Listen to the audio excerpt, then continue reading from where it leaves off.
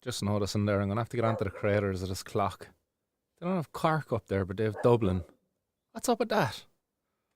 Anyhow, happy 420, everyone. Woo!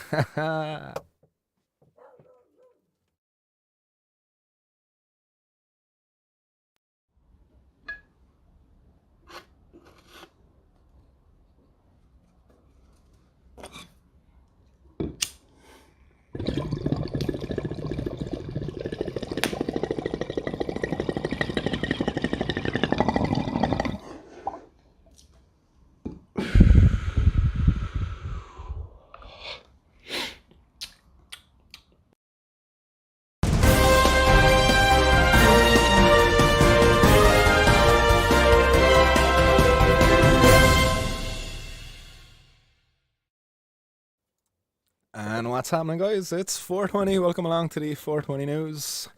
It's Saturday, guys. It's the weekend. Hopefully, everybody's doing good out there. For the unfortunate few who might be in work, commiserations. Hopefully, you're able to sneak out for an old 420 break. But yes, we are live here, Witchy from Cork City, as we were mentioning there a couple of seconds ago. Kind of have a bit of a bone to pick there with those 420 world clock guys. Yes, yes, yes. And to give a shout out to the friendly grower who's really reignited this fucking passion for Cork that us Cork people have over in the hotbox. Little inside joke, guys. If you're not in the 24/7 hotbox over on Telegram, then what are you waiting for? Get on over there. But you're missing out because you won't be in on that little inside joke. All right, the name is Joe is out there. Yes, plays on up, guys. Joe knows the inside scoop there and that. Who else out there? Teresa's in the audience. Parker, Barry Fields. What's happening? Mr. Regan says, "Yo, Martin, I was about to take a break when I noticed the time." Yeah, it's time to take a break, Mr. Regan. Bhagwan, yes, Wagwan, Bhagwan. Down in the kingdom. Kingdom is where it's at, he says. Best thing about Kerry Boy is that you're next to Cork. And as I've heard from many people, but the best thing about Dublin is the road to Cork. Yeah, we could keep these going all day, but yeah, we'll get on with the 420 news. Everybody knows Cork is great out there. Unless you're from somewhere else, then you're missing out, like, you know. Come on there, rebels. Yes. Yeah. If you don't know, guys, just a bit of friendly banter that's going on over there in the 24/7 hot box, and yeah, the Cork people are kind of really flying the Cork flag there.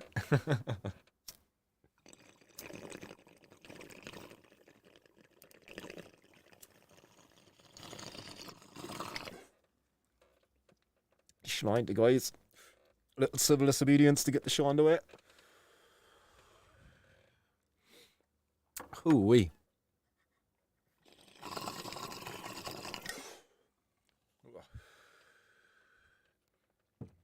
Chocolate tangy.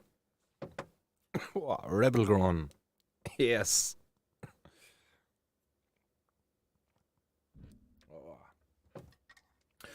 So, as it is the 420 news, guys, we do have some news lined up for you. Excuse me. On second day.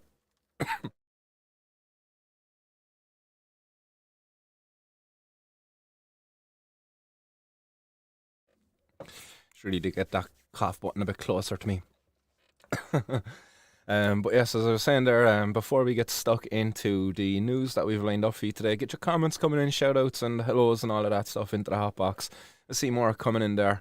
I see David is back from his pinner there as well. At least you weren't too late anyway, David. I think you might have missed the 420 as it rolled up, did you? Listening from outside the window.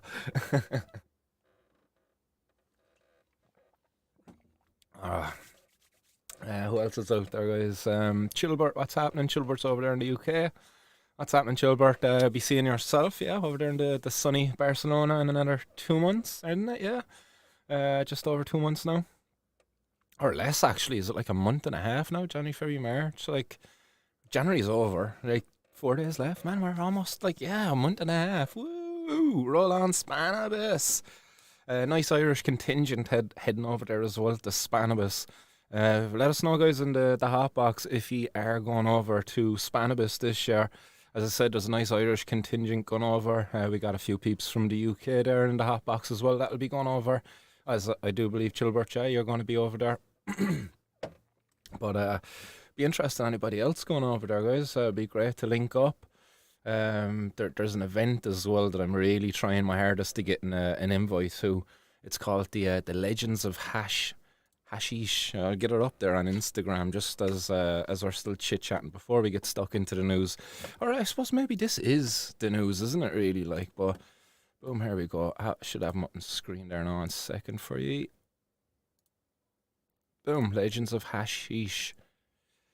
Wait, I should be able to get you a bit better view there and that one, black out the back. But yeah, Legends of Hashish, this is an event that's going to be taking place over there in Barcelona.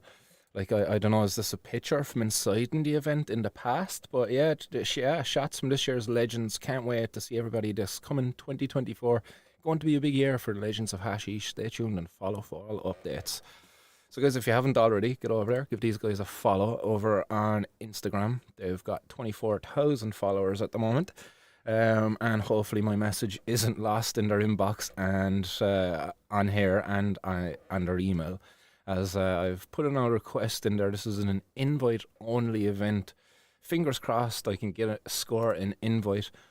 Maybe Mr. Wes might be able to get one there as well. And we'll have some more Irish representatives over there. But this looks like an absolutely epic event, as I say. Like, this photo alone, like, it's just amazing looking. I would absolutely love the setting. Love that vibe. Low sitting tables, some amazing hash there on offer as well. You see their little dabbing rigs and their little bongs. So yeah, this looks like a killer event. Got in touch with Bubbleman. You might know BC Bubbleman. Fired him a message, was hoping that he might have been able to score me an invite, but he just gave me back another email. And it's like, yeah, just send these guys an email. And it's like, shit, damn, really hoping you could have done it. Yeah, Chilbert says 24,999 others want that invite too. Yeah, I told them to Google my name. I was just like, look, come here, if you want to see if I'm worthy of it, look, just Google my name and cannabis and let the articles speak for themselves. I was like, surely that might get me in. Hopefully. I said I wouldn't even spam them with links or anything. I just said, yeah, just Google Martin Conant cannabis and make your mind up. Yeah. Yes, Chilbert says 47 days till Spanibus. Not that he's counting. Yeah. Yes. Bobby says, how's the weather? The weather is fine here, Bobby. It's a bit overcast, cloudy, small bit windy, but the rain is holding off here. Thank goodness. Yes, Casa de Strugas, Carky Gaboo. Up the rebels.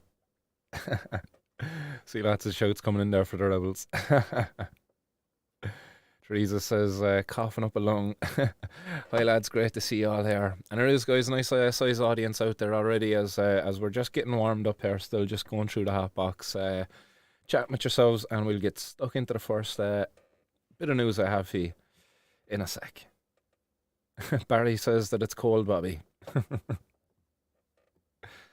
Benny Ben says, nice, going to try and get up to you in a couple of weeks. Nice. Chilbert UK says, you'll be lucky, Martin. 25 top hash makers, invite only. Is that what it is? Is it only 25 invites? Fair enough if that's the case. Like, my chances are fucking slim to none to be able to get in there. Like, but I'm still going to try. So, yes, send all that luck my way, please, guys.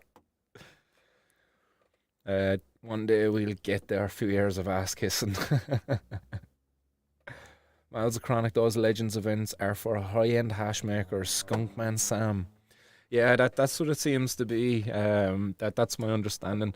I was hoping that maybe there was kind of a side for, just other legends out there.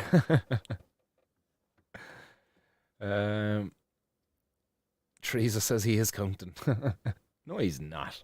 47 days, like, come on, like, if he was really counting now, he'd be telling me how many hours and seconds there, like, Teresa, to even his flight, like.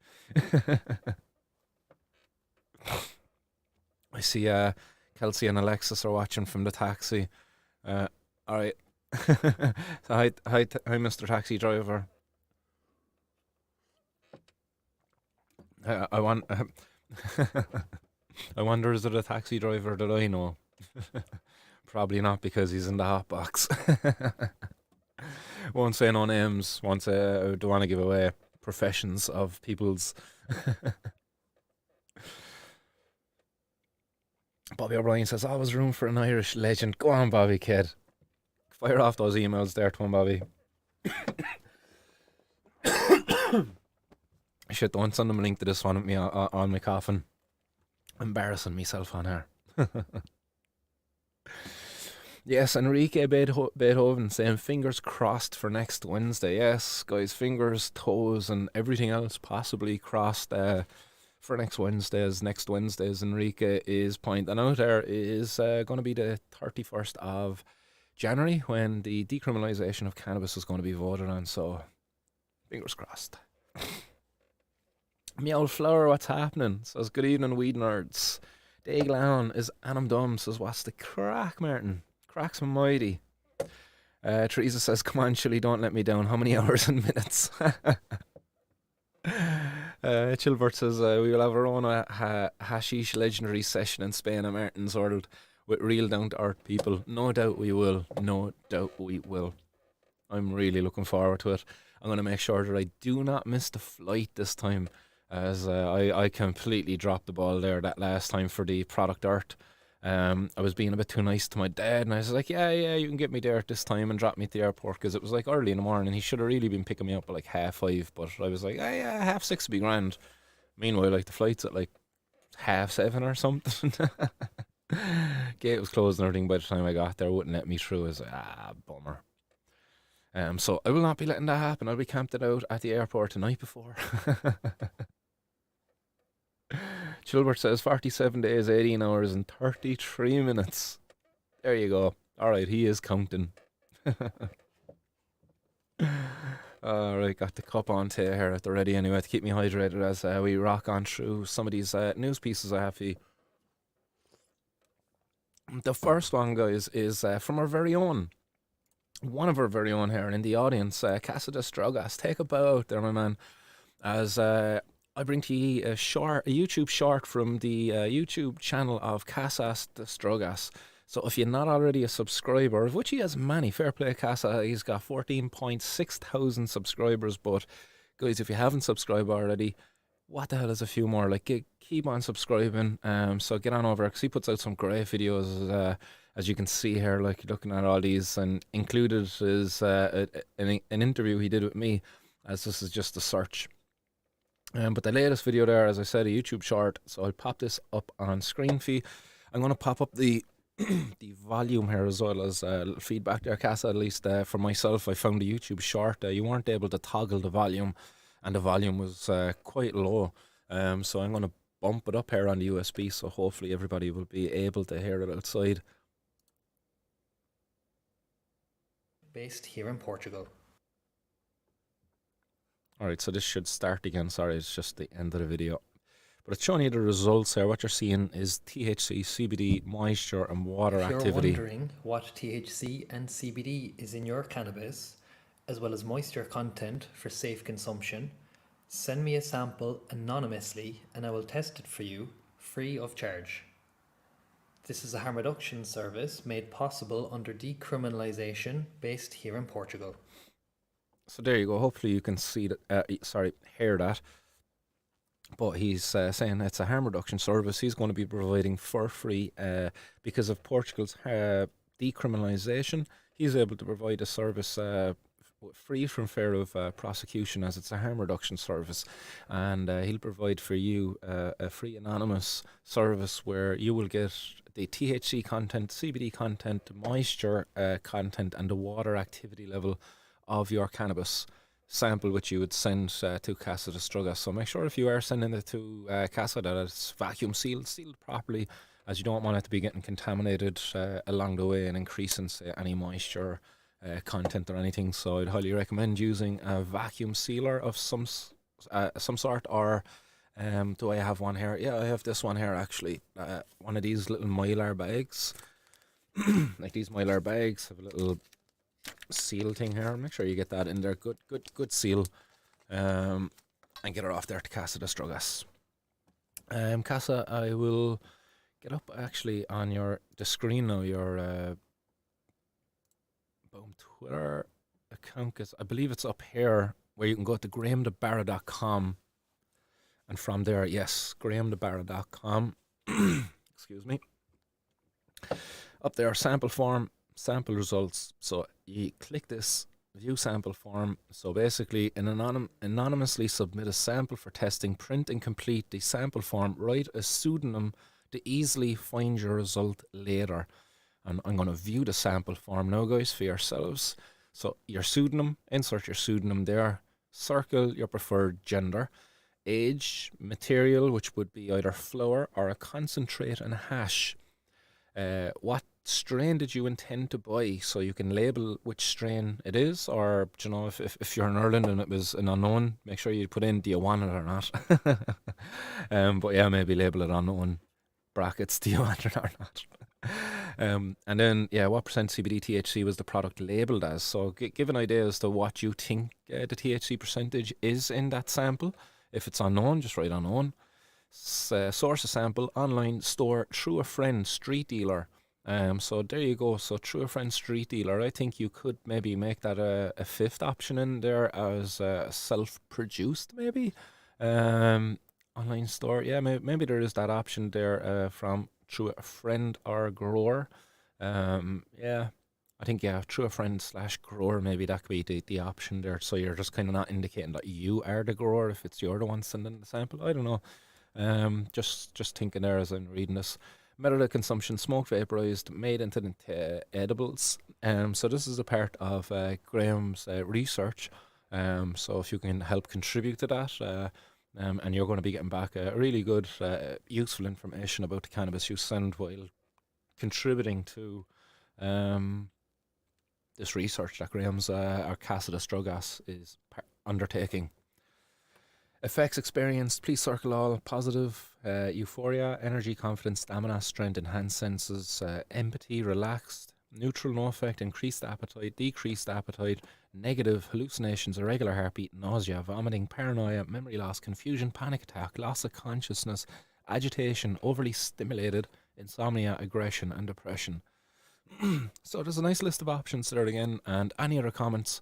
Results are published anonymously every week on our website. Use your pseudonym to find your sample. So important, guys, your pseudonym is the way of keeping it anonymous. So don't put your name in there unless you really want, unless you don't give, like you're not worried about anonymity. But yeah, pseudonym. It'll be funny seeing what pseudonyms start popping up there. We'll go into samples just out of curiosity, as I've not been on here, and just to give everybody a full tour. Sample reports. So there you go. So far, it's the Himalayan landrace that's been tested, I believe. Landrace from Himalaya. Yeah, that was the one that you've seen on that YouTube short. So there you go, guys. Do indeed make sure you make use of the service. So if you're out there, if you're a cannabis consumer, get in touch with Casa de Strugas. There's a contact form here as well. So it's Linktree, cap that, and then there's an email option here, or a Linktree option. So there's two options here for contacting Graham, and through that you'll be able to get an address, I would imagine, and send your sample there. Casa is in the audience there as well, the hotbox. I'd imagine like what, a half a gram probably is more than sufficient for this, or would you say a gram just to be sure? But yeah. Well, an amazing service. Well done, fair play, Casa. Really happy to be bringing this one to the floor here today and to be sharing it with you guys. I really do hope this increases the uptake, and that maybe next week when we come back to this, we'll be looking at a number of different samples, or maybe we might come back to it in 2 weeks, just give a bit of time as it's to be sent to Portugal. So 0.3, guys. So there you go. Like, do you know, do I have a nug here? Like here's a nug that I just kind of randomly have. Like that's probably like a 0.3 nug. Blot my face out of my focus on it. No, but you get the picture. You get the picture. So there you go, guys. Casa de Drogas, harm reduction service. Get your buds tested. Get your cannabis tested. Concentrates, hash there as well. I seen as an option. So do get them over there. Daglon Sanamnum is asking there. Does it work with hashish? That's what I was curious of. I thought it would have been flower only. But if there's an attachment there maybe for hash and for concentrates, that's amazing because I definitely know there's a few patients out there that would benefit from something like that. Excellent. Casa says there has been to Spanibus back in 2016, but this will be my first time going with the testing kit. Well, I'll be making sure anyway. I'll be getting a few samples to you by post, but we'll be getting a few more while we're over there to test as well. Not going to hang myself out and say, oh yeah, I'll be traveling legally smuggling, internationally smuggling stuff. I'm not going to do that. No, jeez, no.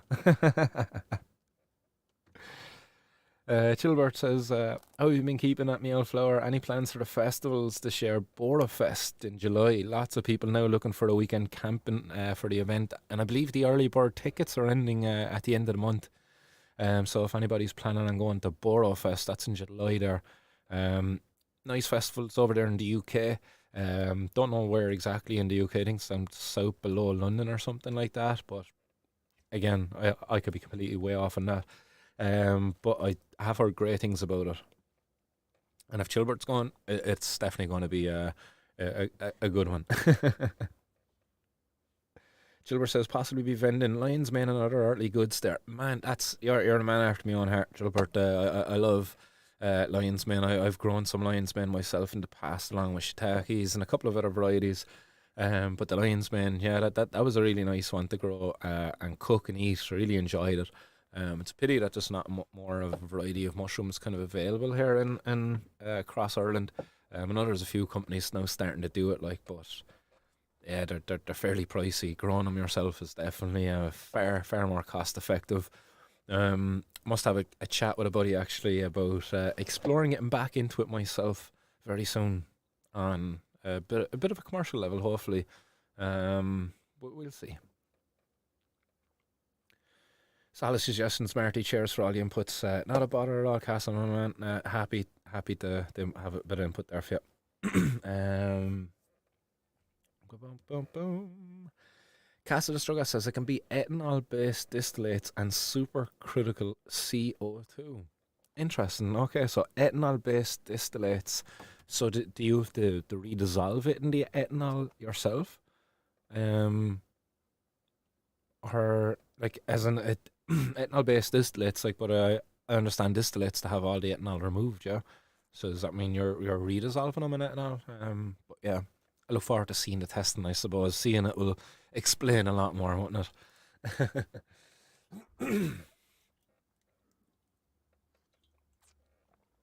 Cheers, Barry Fields. Barry Fields getting a link there as well, guys, to the Casa de Strugas YouTube in the hot box. Legend. And it's Casa das Drogas. Drogas is Drogas. Casa, Casa Das Drogas. So very important, guys. Get that spelling right. Boom. Yeah, that's pretty much that covered there now pretty extensively. Boom. Just pop off these pages, and we come to a next piece, which is the Citizens Assembly. The Citizens Assembly recently released its report. So it released the second report, which excuse me, which is available to read now online. Boom, popped up online there now, or popped up on screen there now, Fee.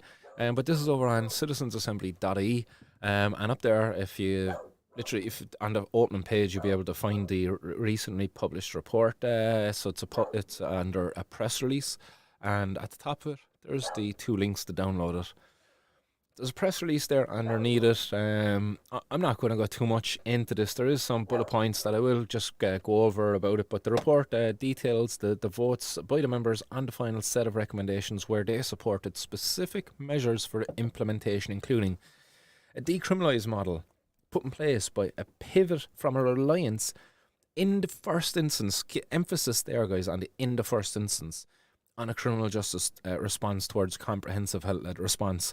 So there's been a lot of criticism online over the last couple of days since this kind of report has been like mentioned to be published and after it was published, because effectively the personal possession of drugs under this, like these recommendations, it's still illegal. Like to possess the drugs, it remains illegal. They've not decriminalised the possession or recommended the decriminalisation of the possession. What they're recommending is basically this first instance where a person who gets caught with drugs in the first instance will be recommended to go down a health-led approach, into a health diversion. That's the one, health diversion program. So it's like a re-education program. Like, you know, they're going to try and re-educate you. And they're going to do this under the guise of, like, you know, it's been health led, but effectively, like, you're treading into it, because if you don't accept it, then you're back into the criminal justice system. Like, if you turn around to them and you get cannabis taken off you, and a cop stops you under these recommendations, if they implement it as it's kind of recommended, the cop still takes your cannabis, and then you're brought like to this health diversion thing. But if you say, look, actually, I don't need help, like I consume cannabis, it's not problematic, I don't need your intervention here, then you're back before a judge. You're a problematic drug user then, because you're now refusing to engage with this health diversion, and you know you're a criminal again. Like it's not decriminalisation at all. This is why I was so confused when it wrapped up. And Paul Reid was on the radio the next day after the Citizens' Assembly ended, and he was like, the citizens recommended decriminalisation. I was like, no, they didn't. I was like, I'm so confused there, because I was like, I was watching this yesterday, as in the day before that radio interview with Paul Reid, when the Citizens' Assembly finished, and they didn't recommend decriminalisation. Decriminalisation was there on the board, but it was under a different name. They changed decriminalisation to something else. Fucking, I can't even remember what it was there now at the moment, because just escapes my mind. But is it like ignore or something? Somebody might throw it into the comment, that option that they changed the word decriminalisation for. But effectively, the citizens didn't vote for decriminalisation. They voted to give a person a chance, and if they don't take the chance, they're criminal again. Possession remains illegal.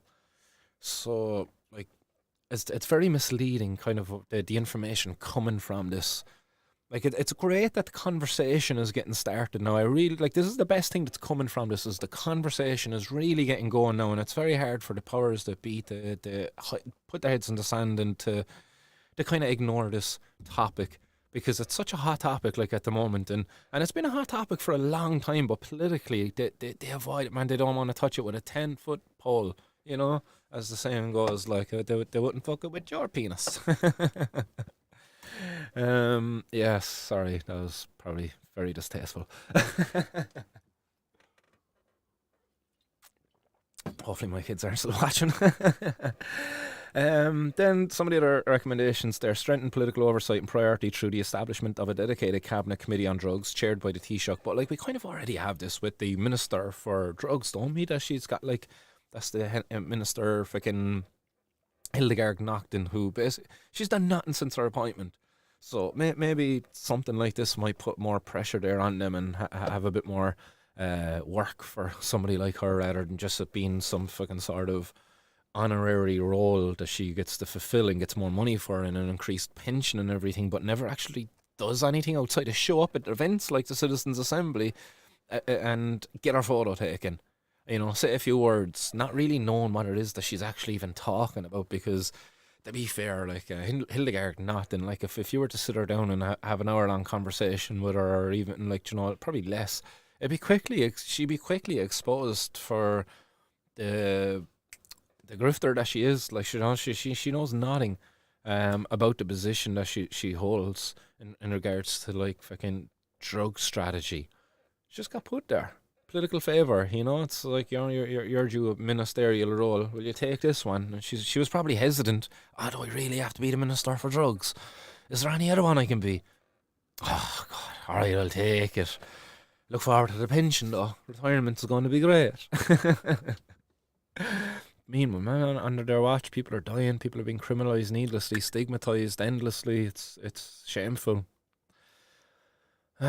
Prioritization of supports for marginalised groups and disadvantaged communities. But like again, you think about that one for a second and you look at the Citizens Assembly and what it was. They only actually looked at problematic drug use. They weren't even allowed to look at people who use drugs for therapeutic reasons or people who might have a non-problematic relationship with a recreational drug that they might consume. They weren't allowed to entertain that. It was only problematic drug use that were allowed to use. So to be fair, that prioritisation of supports for marginalised groups, like they a very marginalised groups is the groups of drug users, not just fucking marginalised groups as in like they're talking here, people like travellers, people from socio-economic backgrounds and things like that, those kind of marginalised disadvantaged groups. But what they're not really talking about is just drug users, which is shameful. Enhanced funding, including additional and new sources of funding. Greater focus on prevention and recovery and greater supports for families and children impacted by drug use. But again, this is one that really grinds my gears because, for me and my family, like we've incredibly and heavily been impacted by not drug use, but drug fucking policy. Drug policy is really after impacting upon my life and my family's life as a result. My ability to get a job has been impacted upon. My ability to travel and network and therefore strengthen my ability to get a job has been impacted upon. And therefore that impacts my children then therefore too. But again, that discussion wasn't allowed to be had at, say, the Citizens Assembly. So therefore they couldn't actually represent this marginalised group, which I fucking come from, which is with you out there, guys, this cannabis consuming community. Strengthened services including the expansion of harm reduction measures and the treatment of recovery services both in prison and in communities. I really hope they follow through on that one. Drug testing, something like what Cassidus Druggist is doing there now. If he was able to provide that here in Cork, rather than having to be going all the way to Portugal and do it under the model of decriminalisation over there, that would be amazing. Even somebody like myself, I would love to be able to set up a harm reduction service here in Cork City and to be able to test people's drugs for them. But I would imagine I'm going to be excluded from this because of my criminal history, despite my long-standing fucking work in this field and in this area and my honours degree that I would have in herbal science, where I have some experience there in using the equipment involved in this drug testing. But supply reduction, supporting supply reduction. That's one that really again grinds my gears because that's because they've excluded this non-problematic drug using community. But they've excluded us, so they want to reduce supply. It's like supply reduction. No, it should be a legal supply reduction, and you do that by putting in place a legal supply avenue. That's the only way you're going to do that. And we'll return to that there in a news story in a little while. But just keep in mind they want a supply reduction, Joe. It's like, no, it should be a legal supply reduction. Supporting the continued efforts of the Gardaí while strengthening the response to drug-related intimidation and violence by organised crime groups. And again, that issue, drug-related intimidation and violence by organised crime groups, there's no greater way than tackling that than by fucking ending the drug prohibition and putting in place a regulated supply avenue for drugs. The longer the drugs remain illegal, the longer we're going to continue to see drug-related intimidation, because we know that these efforts, criminalising people, as mentioned here in this Citizens Assembly, as mentioned in the previous Justice Committee report, they fall flat in the face. The efforts, it's as I said, it's like trying to empty the ocean with a bucket with a hole in it. But you know what? You can have a bucket with no hole, and I can guarantee it's just as difficult to empty the ocean with a fucking bucket with no hole in it. You'll be there a long time, and that's what we're going to be doing to try to stamp out drug use in human society. We're not going to be able to do it until, and I said this in the past, until when your baby is born at birth and they start implanting chips into them, and they can fucking switch on and off certain traits and desires, and to be able to interfere with our natural desire to alter our consciousness and make us all fucking black and white little robots, that don't want to smoke, don't want to drink alcohol, don't want to enjoy magic mushrooms, don't want to go tripping on LSD, don't want to talk to the little DMT elves, the machine elves. You know, they want to turn all of that off on us. And, no, man, this is what makes us human. We can't stamp this stuff out. Like, we can't criminalize our way out of this. We need to embrace this and embrace this through education and harm reduction. It's the only way forward. If we really want to get rid of things like organised crime network, their drug gangs, and all of that stuff, regulation, education, it's the only bloody way. And the Citizens' Assembly has really, really, really fallen short of where it could have been. It really did, like, unfortunately. And why it did, I believe, is because they of that exclusion of the non-problematic drug using community, the marginalised groups. You know, they claim to represent. They've excluded a pretty big marginalised one. You know. Sorry, rant over there. Look, I've popped that off the screen now, so I'm not looking at it. But I was really hopeful that that Citizens' Assembly would have had a much more powerful outcome. Obviously, you know, why?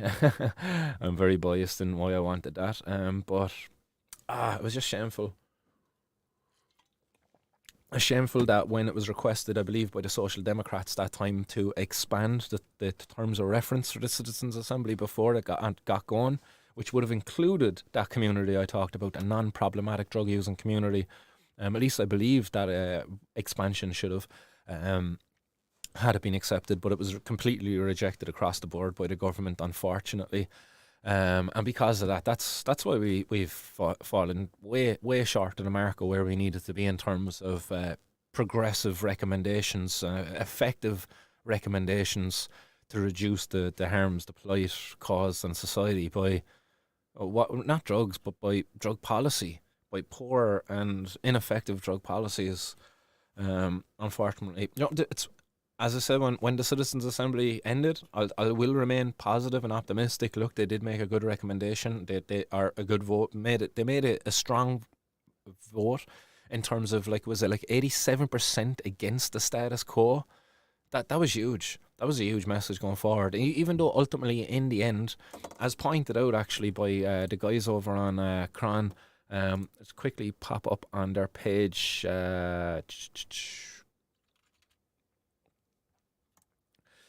So the guys at Cran have been doing stellar work.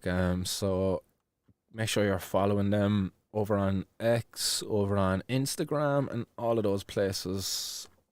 Where's this article there now? There we go. Here's this article. Here's a post about, and it's a quote from an article that was put up there recently by Cormac O'Keefe.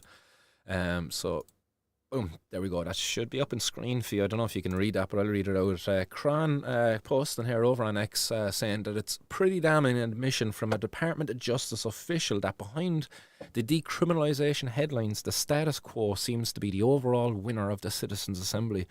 Keep in mind, guys, I just said there 87% rejection of the status quo, but because of what was being described as manipulation of how the votes were presented after that vote, in terms of the options that were offered to the citizens, you know, comprehensive health led. It sounds so attractive, especially when you've just listened to 6 months of scaremongering about drugs. Because, as I said, it completely excluded the non-problematic drug users. They only heard about the car crashes. If we were to analogize this to cars, they only heard this about car crashes, and then they went ahead and made a vote on how we were going to kind of legislate for the use of cars in society. That's what they've done here with drugs. They basically scared the absolute pants off them, and still the outcome in the end was a rejection of the status quo, which is a rejection of criminalising people, but they effectively voted for a comprehensive health led, which keeps in place the criminalisation of people, but it gives you the one chance, guys. They're going to legislate for the one chance.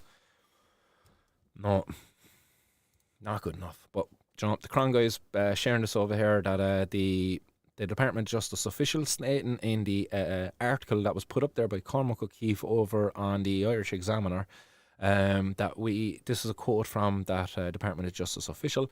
We already have the health diversion model, said one senior justice source. The Assembly is recommending essentially the same model. The problem is they are saying this is decriminalisation, and that is the message they are sending out to people. So as I mentioned earlier, this is very misleading to people. Cron said our government are back in decriminalisation with words, but on Wednesday they will be put to the test with a very short and modest cannabis decriminalisation measure, and it is so short and modest. To be fair, it's going to be its fucking I suppose its strong point in a sense. Even though like we're all massive critics of it in a sense because we want it to be more obviously. But I think its modesty now it's actually going to be its strongest point, even though it's an incredibly weak decriminalisation bill. That in itself is actually its strength, is that it's so weak.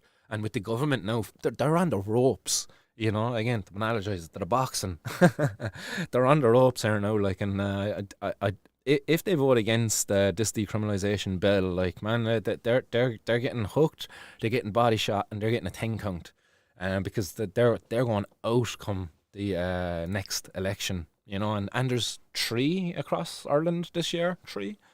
So if they go against this cannabis decriminalisation bill, no, surely they're getting knocked the F out come election time. So fingers crossed there on that one. So nice one there for the Cran team on that. And I believe I've another 1 or 2 videos coming from your X account there in a couple of minutes. Boom, what's everybody saying in the hotbox? Mr. Wes says we're booked to go to Spannabis 2. Seems I'll be bringing lots of 0.3s for testing Casa if I can summon just the courage. Mr. Wes, man, get his postal address and post them to him. I would say that'll definitely be the way to go about it. Safer anyway, at least, and probably cheaper, I suppose, because if you were to get nabbed along the way and you know you miss out and going to Spannabis, man, that's a bummer. Imagine that, you know what I mean? You're going over to the Spannabis and you bring with you some fucking bit of cannabis, like, and the place you're landing to, like, it's kind of decriminalised, this grey area, but like you still get arrested when you're on the way there if you get caught with it, or even if you probably get caught landing there with it. I wonder, they probably take that shit serious, but yeah, I would definitely be say post that shit. Hey Martin, welcome to Martin's World. Excellent, got a new follower over there on X in recent days, and good to see you commenting there. Your comments coming through here. That's great to see that the X comments. So if people don't already know, we've now got the ability, thanks to the multi-streaming capabilities of the show, to be streaming live over on X, formerly Twitter. So nice to see Martin commenting over there. Says most people who use cannabis don't have dependency issues. And that's going to be a massive shortcoming of this move, Martin. You know, in fairness, if they do actually implement this diversion program that they're talking about, they're going to have thousands of people that don't need help going through a health system that's on its fucking knees, where people who genuinely need help are on waiting lists. Waiting lists that are years long, keep in mind. And meanwhile, we want to help people who don't need help on that same system, under that same system. Makes no sense to me, man. And this is, you know, this is the sense I will be talking when I run myself in the next elections here in Ireland. I will be calling these politicians out because their policies are so inefficient, so ineffective, and they have to be called out in it. So yes, you will see the name Martin Conlon on Cork North Central if you're voting in that constituency. Come the general election, and also the local elections, should I get my name onto that ballot. But yeah, we will be running on drug policy reform campaign, along with a couple of others. We've got others. I'm not a one-trick pony. I'm not going to be a single issue candidate either. I'll be running as an independent, and I'll be using my lived experience over the last 33 years that I've lived under these fucking outdated and backwards policies, you know, seeing suffering needlessly happening within society, watching vulnerable people be failed, you know, fall through the cracks, which are massive and gaping within the system. So I'll be doing my part to represent them, give the people a voice, and hopefully not get too emotional along the way, man. I don't know what it's been, but oh no, what did I just do? Oh yeah.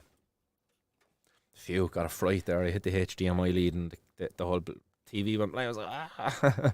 Or as I was saying, yeah, fucking some of these stories there as of late that I've been covering, and all of this stuff in Palestine as well. It's, man, it's left me feeling very raw, being very triggered emotively, like, you know, even some of the stuff coming out of the Citizens Assembly there now the other day. Just getting incredibly emotive, just thinking of how it's going to perpetuate the suffering still, this ignorance that's there. And these people, heartless cunts, they don't give a rat's ass, you know. I mean, when they're passing policy for some of the most vulnerable out there, because we all know like this policy isn't really going to affect them at the end of the day. You know, Mr. Varadkar, he's never really going to get stopped in search, as we've mentioned on here. Like. He's not going to fall prey to the Misuse of Drugs Act, really. Cassandra Strugga says there's no pressure, Mr. Wes. It'd be interesting to test your grows. If you're in doubt, post it out. Podge 22, welcome to the show, man. Says, even and all, just in after feeding the cows. Nice cup and a bowl, but must clean the bong first. What's this, man? Is this the productive stoner? I thought that's like a mythological beast. I thought all stoners are lazy and non-productive, but meanwhile we've got this guy out there feeding the cows, and he's after been working up the country all the week too, huh? Go on the Podge, man. Fair play to you, kid. Ball well deserved. Martin says, well said, Martin. Regulation is the only way. Coercion and criminalisation is not harm reduction. Yep, it is not. You know, an illegal supply is not harm reduction at all. So there you go, guys. That's the Citizens Assembly piece. Pretty much covered to some extent, I suppose. Just before we leave it and move on, we've a couple of audio clips to play for you here. One recent one features a guy I got to meet in person a couple of times, Mr. Bobby Smith, infamous on this show, I suppose, is it? But Mr. Bobby Smith, he was on the radio there recently, speaking alongside Aidan O'Riordan, and I'm going to play it here just after this. This is a piece, where's my notes here? This is a piece that Bobby Smith has asked about cannabis legalisation, and this is following Aidan O'Riordan, and he was just talking about decriminalisation, and that decriminalisation will allow the destigmatisation of drug users and allow for more effective help then as a result for those people. And Bobby Smith kind of followed that with, you know, no, I don't believe decriminalisation will reduce stigma. He says, oh, sure, look at alcohol. Alcohol is legal, and sure, is an alcohol dependence still stigmatised? But you see what Bobby did there? He went from alcohol to alcohol dependence. Little sly, like it was sly. He done it in the earlier part of this. You can listen to it if you want the full clip, but I'm just going to play the end of it. But he was very sly in what he done and trickled in it back to alcohol in that sense. But his argument was weak at best, because of course decriminalisation is going to reduce stigmatisation, because you're removing the criminal element of that. You're removing this label on the individual that they are a criminal for possessing and using this substance. That is a criminal thing. Like, imagine if we went back and started doing that to alcohol. You're going to say now that like people aren't going to feel more stigmatized because of that? Because he mentioned alcohol dependence, but how many people actually consuming alcohol are dependent on alcohol? You see, he went for that minority group, and not representative of the whole thing. So he's a slippery little fecker what he done there in this, but I was well able to spot it myself. But anyway, we'll finish off the piece where Bobby is asked about his opinion on cannabis legalisation by Claire Byrne on the Claire Byrne radio show on RT Radio 1. So this might be very loud. I'm going to turn this down a second. Regarding a complex issue. Let's take cannabis as an example. So legalising and regulating cannabis in this country, you're saying, would not remove any stigma around those who use it and have problems in that regard? I think what would happen if we legalise cannabis, as has happened in Canada and has happened in legal locations in the United States, is you get more intensive use by people who are currently using cannabis. So they run into more health problems. They find themselves in more contact with psychiatric services and addiction services. So it adds to health problems. For that reason, the American Medical Association opposes cannabis legalisation. The Australian Medical Association recently came out in opposition to plans to legalise cannabis there.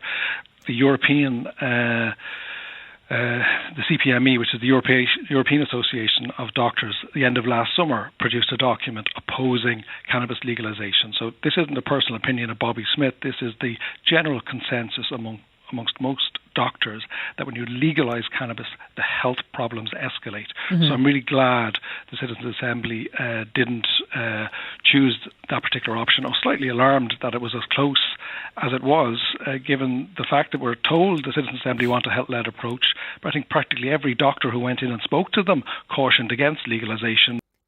Again, just to pause it there a second, like, you see what he's doing there, mentioning all these big doctor groups and stuff. But again, you think about these groups and who they are and what they represent. And you think about cannabis and what it is and what it could threaten there for some of these groups and maybe their vested interest there with them. You know what I mean? These groups, they can't really be trusted, because you look at some of the substances they've been telling us for a long time that have been that are so bad for us, but we're kind of finding out now that actually, these are like plants and medicines with incredible therapeutic properties. Not just cannabis. You're looking at psilocybin there recently, the psilocybin mushrooms. You're looking at MDMA. So many of these illicit substances now actually shown to be incredibly therapeutic and beneficial. Can you really trust those groups that he's mentioning there? No, you can't. But Bobby does, of course he does, because they side with his his views, his opinions. He needs them. But nearly half of them went against that advice and considered legalisation, which is people can smell the bullshit. Slightly surprising. So, Aon, are you saying then that all of those doctors are wrong? No, I'm not. But I mean, people are taking it anyway. They're smoking it anyway in a completely unregulated, unsafe manner, and they're buying it off drug gangs. We already have a legal drug which is a huge contributory factor, as the Taoiseach said yesterday, to domestic violence, to rape, to sexual assault, to street violence, to health problems. It costs the state about $3 billion a year. It's called alcohol. But nobody is suggesting that we should ban alcohol or criminalise those who use it. We have just accepted that it's going to be impossible to control a situation where it has been banned. They tried it in the States 100 years ago, and it led to the growth of the mafia. So I think what we have to do here is, whether we like it or not, value judgment or not, people are taking this stuff. So either we accept that and regulate it and try to control it and reduce the harm, or we turn the blind eye to it, have a value judgment on it, and hope it goes away. And we've done this kind of hope it goes away policy for about 40 years. We've done the whole zero tolerance stuff, just say no, and it hasn't worked. And drugs are absolutely everywhere, in every profession, in every walk of life, in every age group, in every geographical location in the country. Politicians take them, journalists take them, doctors take them, guards take them. Now, either we come to the reality of that or we pretend it isn't happening. And what I'm trying to say is that, look, if we realise that this is the extent of the problem, we have the third highest overdose rate in Europe. People are reluctant to come forward because of the potential criminal charge. Well, then something has gone drastically wrong. Mm-hmm. Okay. And so in order to reduce, and I will say this one more thing about stigma, sorry. You cannot, use a derogatory term about any marginalised group in the society except drug users and get away with it. I can use the word junkie at any time of the day, on any media outlet, in any television studio, and I will never be called up on it, and I'll never have to account for it, because it is a kind of a term in common usage to dehumanise those who take drugs. Okay. Well, however, you cannot do it with any other market. So we cannot pretend. All right. I want to come back to Bobby and some of the points that you made. So the fact that the But he's spot on there, what he's saying. Like it is the only group of I would say minority group out there, marginalised group, as we mentioned earlier, like the drug using community, in which you can actually dehumanise a person and using a term like Aon O'Riordan says, junkie, and not be called out for it. They do it time and time again. Was it not only actually done on the floor of the government in Ireland, going back there a couple of months ago, maybe a year ago? One of the actual ministers was talking about junkies injecting on the Dublin streets or something along those lines. Like, these guys, they've no shame. They allow the dehumanisation of a certain group of people because of these policies, and Aon is fucking on the money in what he's saying, in fairness. So I'll allow Bobby there to finish off the last 2 minutes there of this clip. These drugs are illegal, and that you're fired into, in the many cases, the criminal justice system if you have these drugs, certainly for supply. Bobby, is that an impediment to dealing with the problems that they cause? So basically she's asking here now, is this keeping the supply illegal an impediment to helping the people who use those drugs?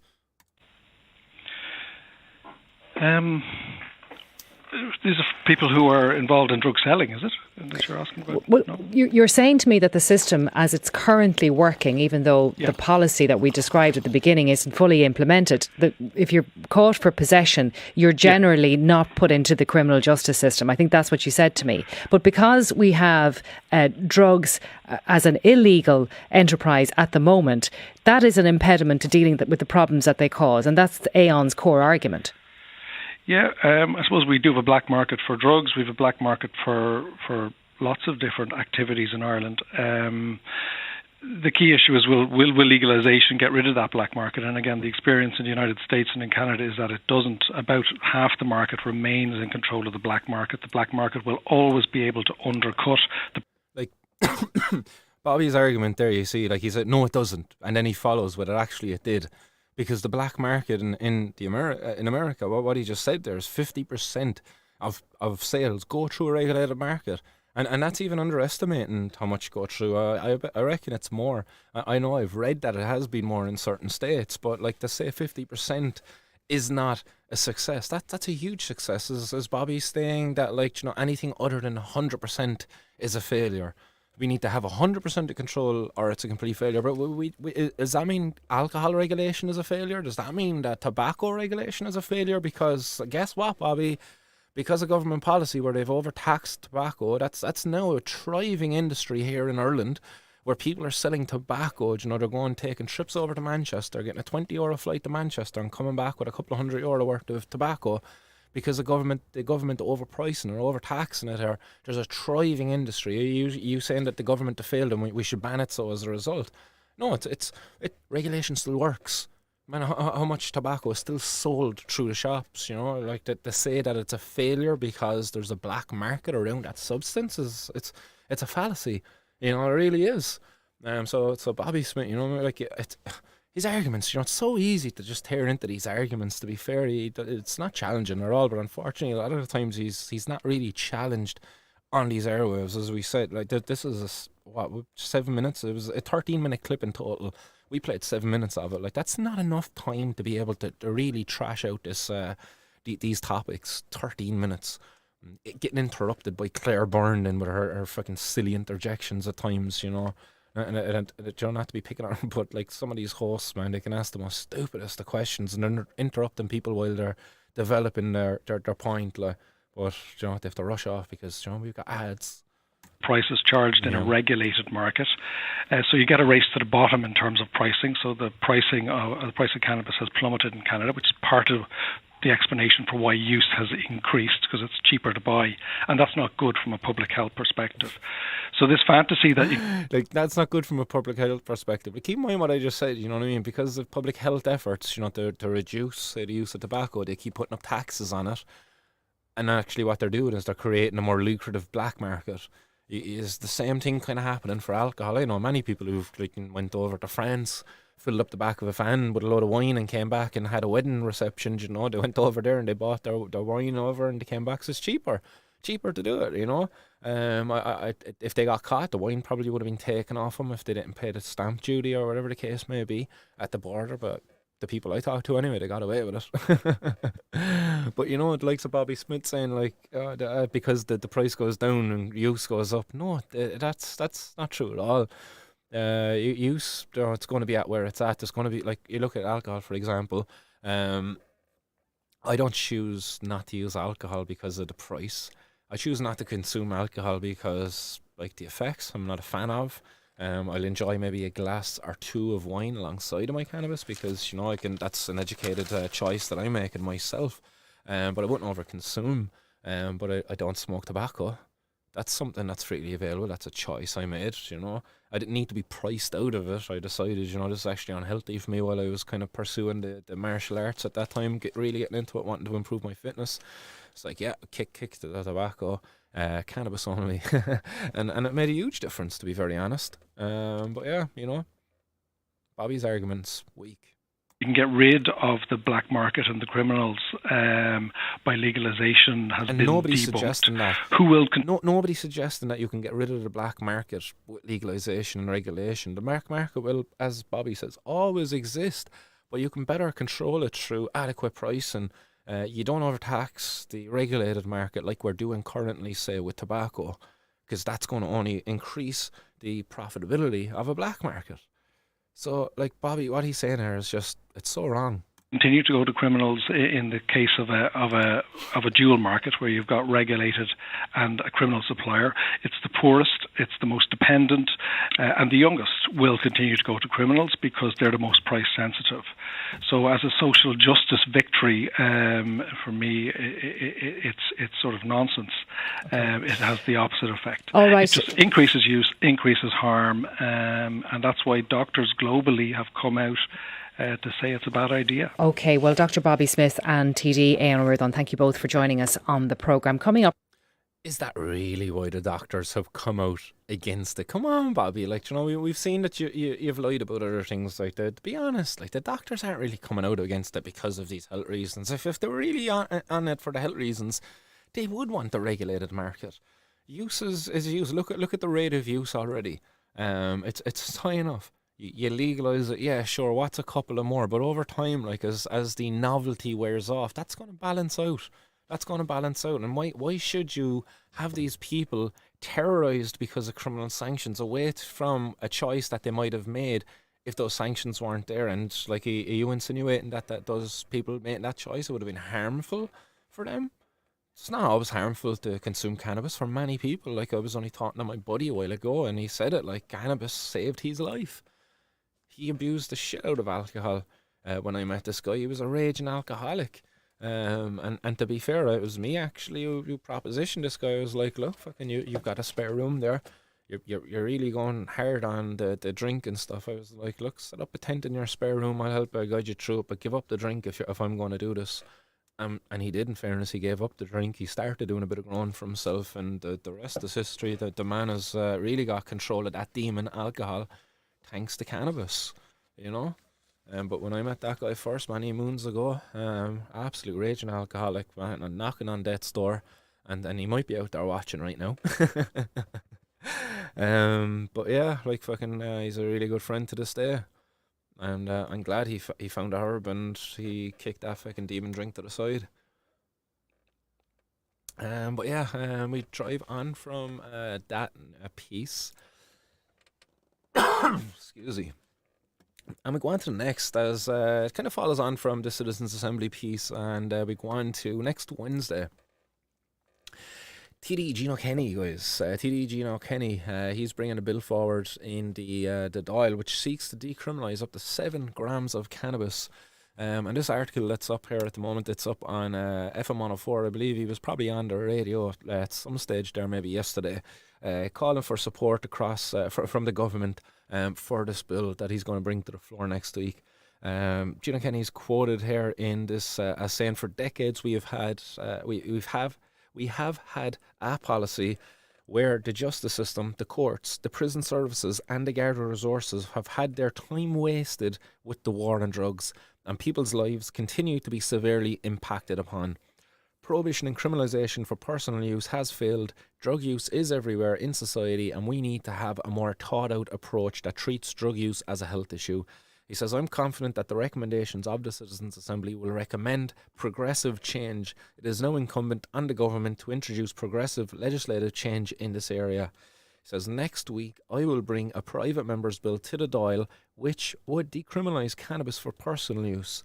I am calling on the government to back this bill so it can progress and become law."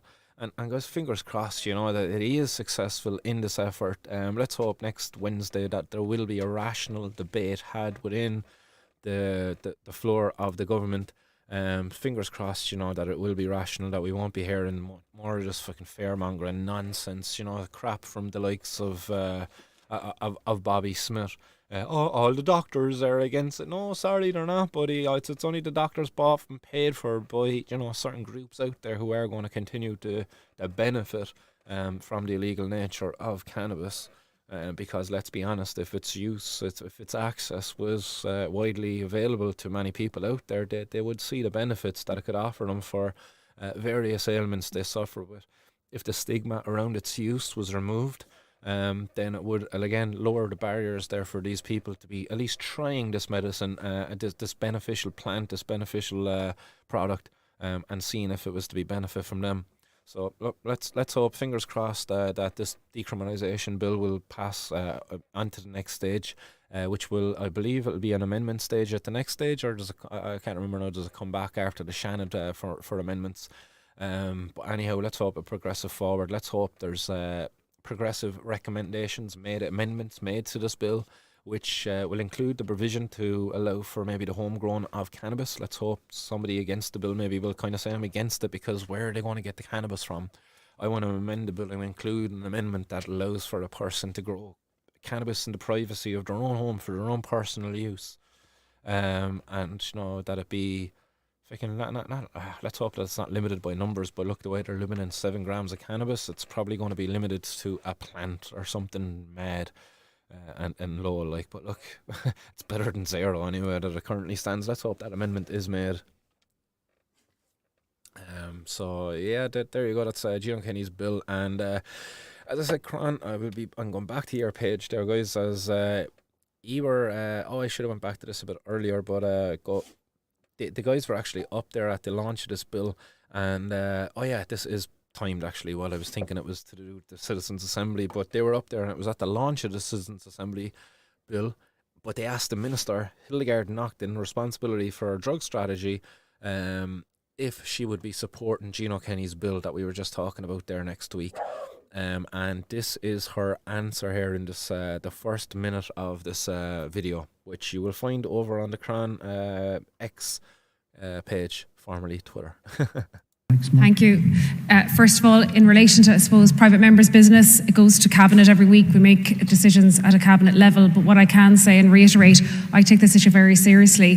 That's why we set up the Citizens Assembly. If it was easy, I think we would be able to legislate ourselves as an Oireachtas, but it is such a complex area, and we need to look at all consequences, unintended and intended, in relation to this. This is our chance to get it right, and I will welcome, as Oireachtas members have done, met with me, had meetings with me. I've engaged with drug and alcohol task forces right across the country, NGOs, experts here in the room, from the HSE, from academia, people who know on the front line, and as Andy said, people who are in addiction, the lived experience. That's who I'm listening to. So my door is open, my viewpoint is open in relation to this. And I think if you think you know it all, you don't. You're on a spiral downwards, and that's the position I'm coming from. What I want to do and what I have been doing is funding dual diagnosis, making sure that I'm listening to the best evidence. This all has to be evidence-based. And what might seem like a really good idea, when I get the information that it might have particular unintended consequences, whatever that are, that needs to be aired through this Oireachtas committee. And that's why the Citizens Assembly work is really good. The conversation has started, but it is not over. We still have to start peeling back what's happening here in this country in relation to drug use, the good, bad and the ugly, and we need to be able to respond to it. So you have my commitment around resources. So like, I don't know if you caught that there, guys, but she just admitted that the current approach of the government isn't working, that they got it wrong. She admitted that there. I don't know if you caught that there, but I've written down here what she actually said. So where did I write down? The Minister, yeah, she acknowledges they got it wrong, saying that this is their chance to get it right. That's what she said there, that this is their chance to get it right based upon the recommendations given by the Citizens Assembly. But we know, like, as we were kind of saying there, the Citizens Assembly, it was a bit coerced into how the outcomes were, and like the government manipulated them a little bit, like, you know. But to be saying like that they got it wrong, she acknowledges that, and what she says like is that we need to get it right this time. So she acknowledges criminalisation of people is wrong. So like, just take it off the board completely. Stop with this one chance absolute BS. Like, put the money into services, improve access to services. Don't do this crap where you want to catch people and take their drugs off them and force them into this fucking, as I say, re-education camps. Because it's absolute BS and it's a waste of money. If you really want to help those people, make that money available to the services and let people voluntarily go into them. And then set up, again, regulated avenues where those people can go out and buy their drugs from a quality assured, again, a competitive price where the black market isn't going to be allowed to flourish, because I too want to see a dismantling of some of these fucking more nefarious organised crime networks out there that exploit people, that are involved in human trafficking and some of the other more nasty stuff that goes on in society, you know, in that underworld. I want to see drugs, again, completely removed from their hold, and put into the hold of more reputable people who will have consumers' fucking interests at heart. People like myself, like I would love nothing more to be setting up a drug consumption room for the people of the cannabis community. But she acknowledges that they got it wrong, and that's an important thing there to be, you know, homing in on, and that they got it wrong. And I believe they're getting it wrong here a little bit in the Citizens Assembly recommendations. I believe if they were to go back and re-examine and ask those citizens, you know, if they were happy with the approach that's kind of come out of it in terms of keeping it illegal and only having this like 1, 2, 3 strikes and you're out, you're a criminal now again. Put it back to them, and I bet you the citizens will not want the guards, the justice system involved in the health of drug users. They shouldn't, to be fair, like. And I'd imagine if they really asked them, you know, about like how are people, if we decriminalise drugs, how are they going to get them? Should we regulate it? I bet you they would say, yeah, there should be government-approved fucking avenues, like much like pubs. Pubs, like you have to get a licence. That's government approval. The licence is government approval. If you don't have one of them, like the cops are going to come in, bust your door down for selling alcohol without a licence. That's government approval. We should have that for all drugs, to be fair. But that's just my opinion. Hildegard getting it wrong, knocked in. Love it. But yeah, you know, I could fucking rant all day about how wrong they got it there and that. But fair play to the guys at Cran for throwing that question in there. It'll be very interesting again to see how the minister votes on that bill coming up next Wednesday. As she said, you know, she has an open door. She'll keep. She didn't say open mind though. I don't think that was there. Again, I should go back and re-listen maybe to see. But I didn't hear the open mind part. She's an open door though to groups and experts. So let's hope she meets with maybe the guys from Cron. Let's hope she fucking actually answers my email, which I sent her the day she fucking got appointed, and the following day too. I didn't even get a response from the thing. I don't know, my blacklisted from government emails. Who knows? So one more video for you guys. And this again is just coming from the floor of the government, or it's coming from the Cran's website, and it's featuring Gino Kenny, and Gino Kenny is questioning Taoiseach Leo Varadkar, and it's an interesting one. You know, you're looking at this video here now, and Gino Kenny brings up the Citizens Assembly and he asks him a couple of questions around it, but Leo Varadkar's answer is interesting. You know, it's like he doesn't completely dismiss the idea. Again, they talk about the complexities, unintended consequences. That's something that really pissed me off about Hildegard, you know, fucking unintended consequences, nothing. An absolute BS argument against considering decrim and legalisation, because, like, did they consider the unintended consequences of prohibition all those years ago? Did they consider the fact that they were going to make a mother walk from Cork to Dublin to get access to this fucking plant-based medicine for her incredibly ill daughter, who has since unfortunately passed away, who unfortunately had to suffer years of irreparably damaging seizures that could have potentially been reduced in their number, if not nearly completely eliminated, should she have had access to cannabis medicines much earlier in her life? Just think about that for a second, you know, and rest in peace there, Eva Barry. Like, but absolutely heartbreaking to think of the amount of people out there, the unintended consequences of the prohibition of cannabis. But she won't talk about that. Oh, we've done unintended consequences if we allow people the freedom to choose for themselves, to be able to consume a substance, to be able to get access to it in a safe manner where they're not actually lining the pockets of criminals. Unintended consequences, my arse. Sorry, like, but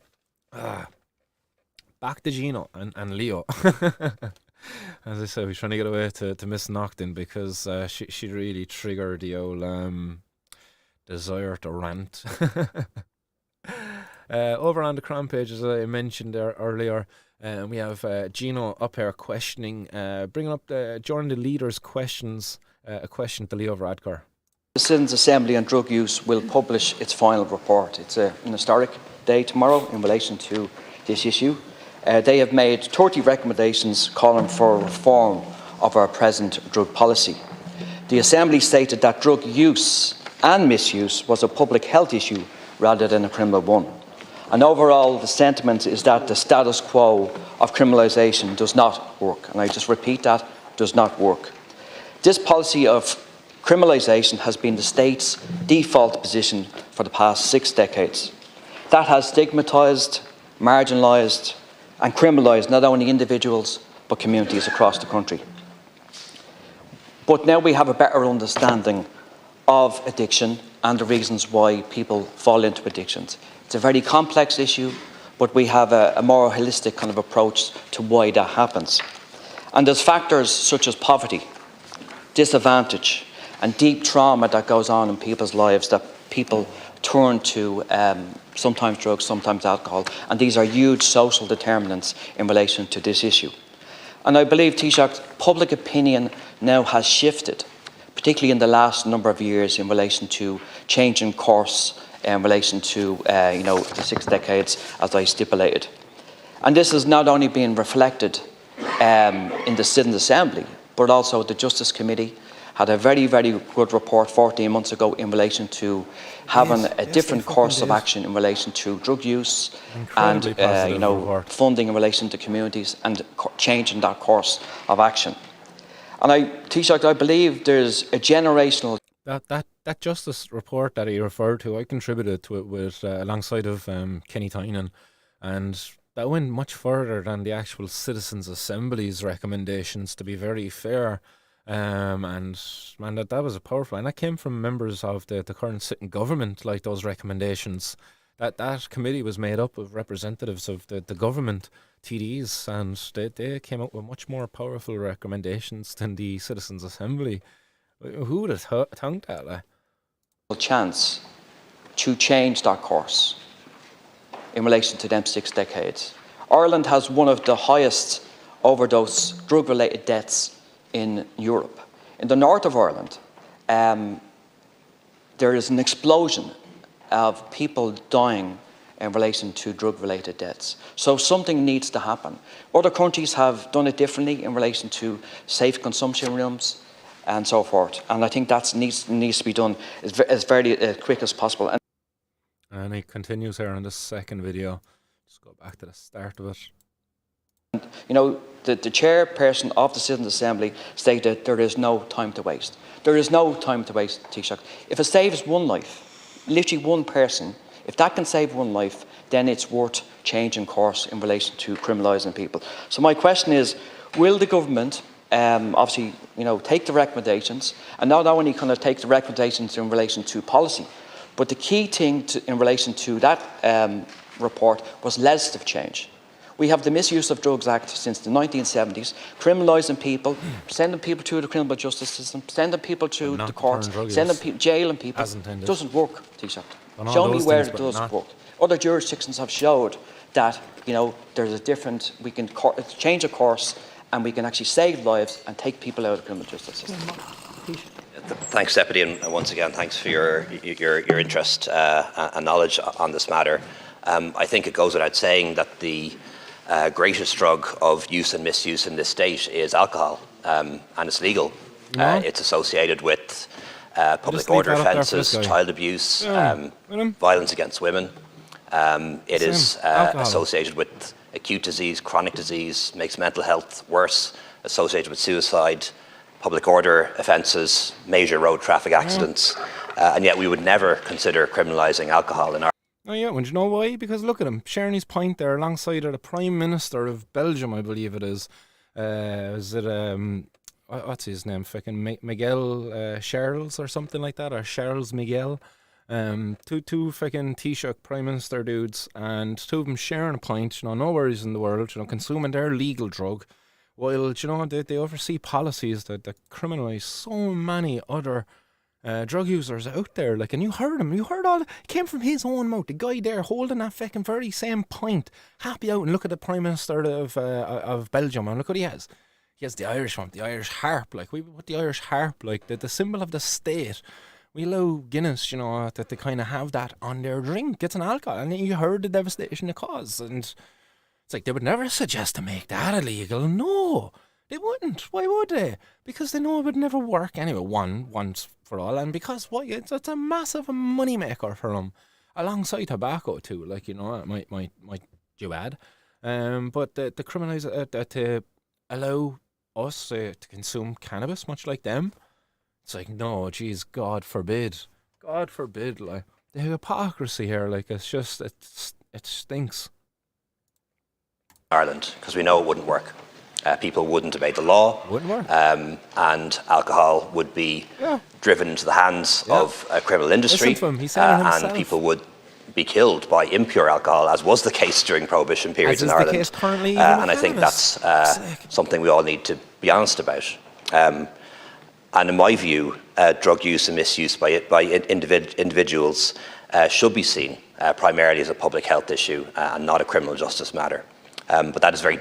But I love how he said, like, there. Yes, got him on a right time pause in there, funny face pause. But how? What? Jeez, I distracted myself there. He said drug use and misuse. I love how he separated drug use and misuse there. Like, we rarely do that. They didn't do that at the Citizens' Assembly level. They didn't look at drug use and misuse. They only looked at drug misuse. And we only have a misuse of drugs policy, but we don't have a drug use policy. We need to develop a drug use policy. That's what we need. You know, we kind of have it there for alcohol, but it's like an alcohol public health. It's under public health policy, actually. That is. It's not even an alcohol policy. It's public health policy. That's exactly where cannabis needs to be inserted. Fucking cocaine, and you know, your drug of choice out there, that also needs to be inserted there into public health policy for your protection and the betterment of our society. But anyway, let's let this guy continue. Free him from his funny face mode. Different from drug dealing, for example, and the production of illegal medicines and drugs. And I certainly think that shaming people and blaming people and criminalising people isn't an effective policy. Oh, that was the end of that video. I'll continue there in a second one. What? That's it. You know, Go back. Boom. Final bit of the video there. and people that are in the law enforcement, chairperson of the Citizens' Assembly stated that public order offences, major road traffic accidents, and yet we would never individuals should be seen primarily as a public health issue and not a criminal justice matter. But that is very different from drug dealing, for example, and the production of illegal medicines and drugs.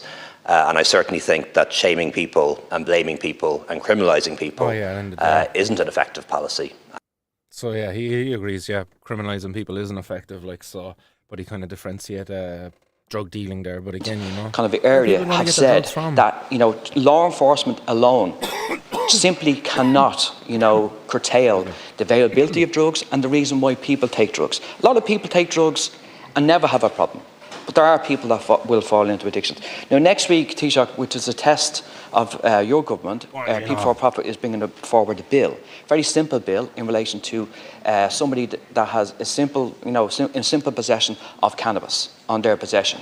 We're asking you to have a look at the bill. It's a very short bill, and to endorse it and let it go to committee stage, because this is the test. I think the days of lip service are over, Taoiseach, and the days of saving lives is on. Go on, Gino, kid. Thanks, Deputy. I used to be a sceptic of citizens' assemblies, and over the past 5 or 10 years I've become a fan of them. I think they can be really effective. We don't always accept the recommendations, nor do we have to, but we always consider them. And I think when you put in front of 100 citizens all of the evidence, all of the experts and all of the advice, sometimes they come up with very good recommendations. But again, guys, keep in mind, they didn't put all of the evidence in front of them. They only put the harmful evidence. Again, you know, to analogize it, the cars, they only showed them car crashes. They only talked about the horrifying of car crashes, you know, and devastating car crashes where people died, got dismembered and all of this stuff, you know, and then that was their information they provided them before they voted on it.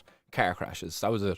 And they expected them to come up with good recommendations on how we were going to actually deal with cars in society, while only telling them about car crashes and not about, you know, how somebody uses a car to get from A to B because it enables them to work, or how some fucking fella likes to go out to the drifting track and uses a car recreatively, and, you know, because you can use cars recreatively too.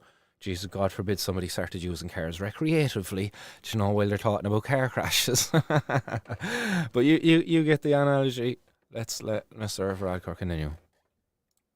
And like I say, we don't always accept them. We often do. but we're the legislature.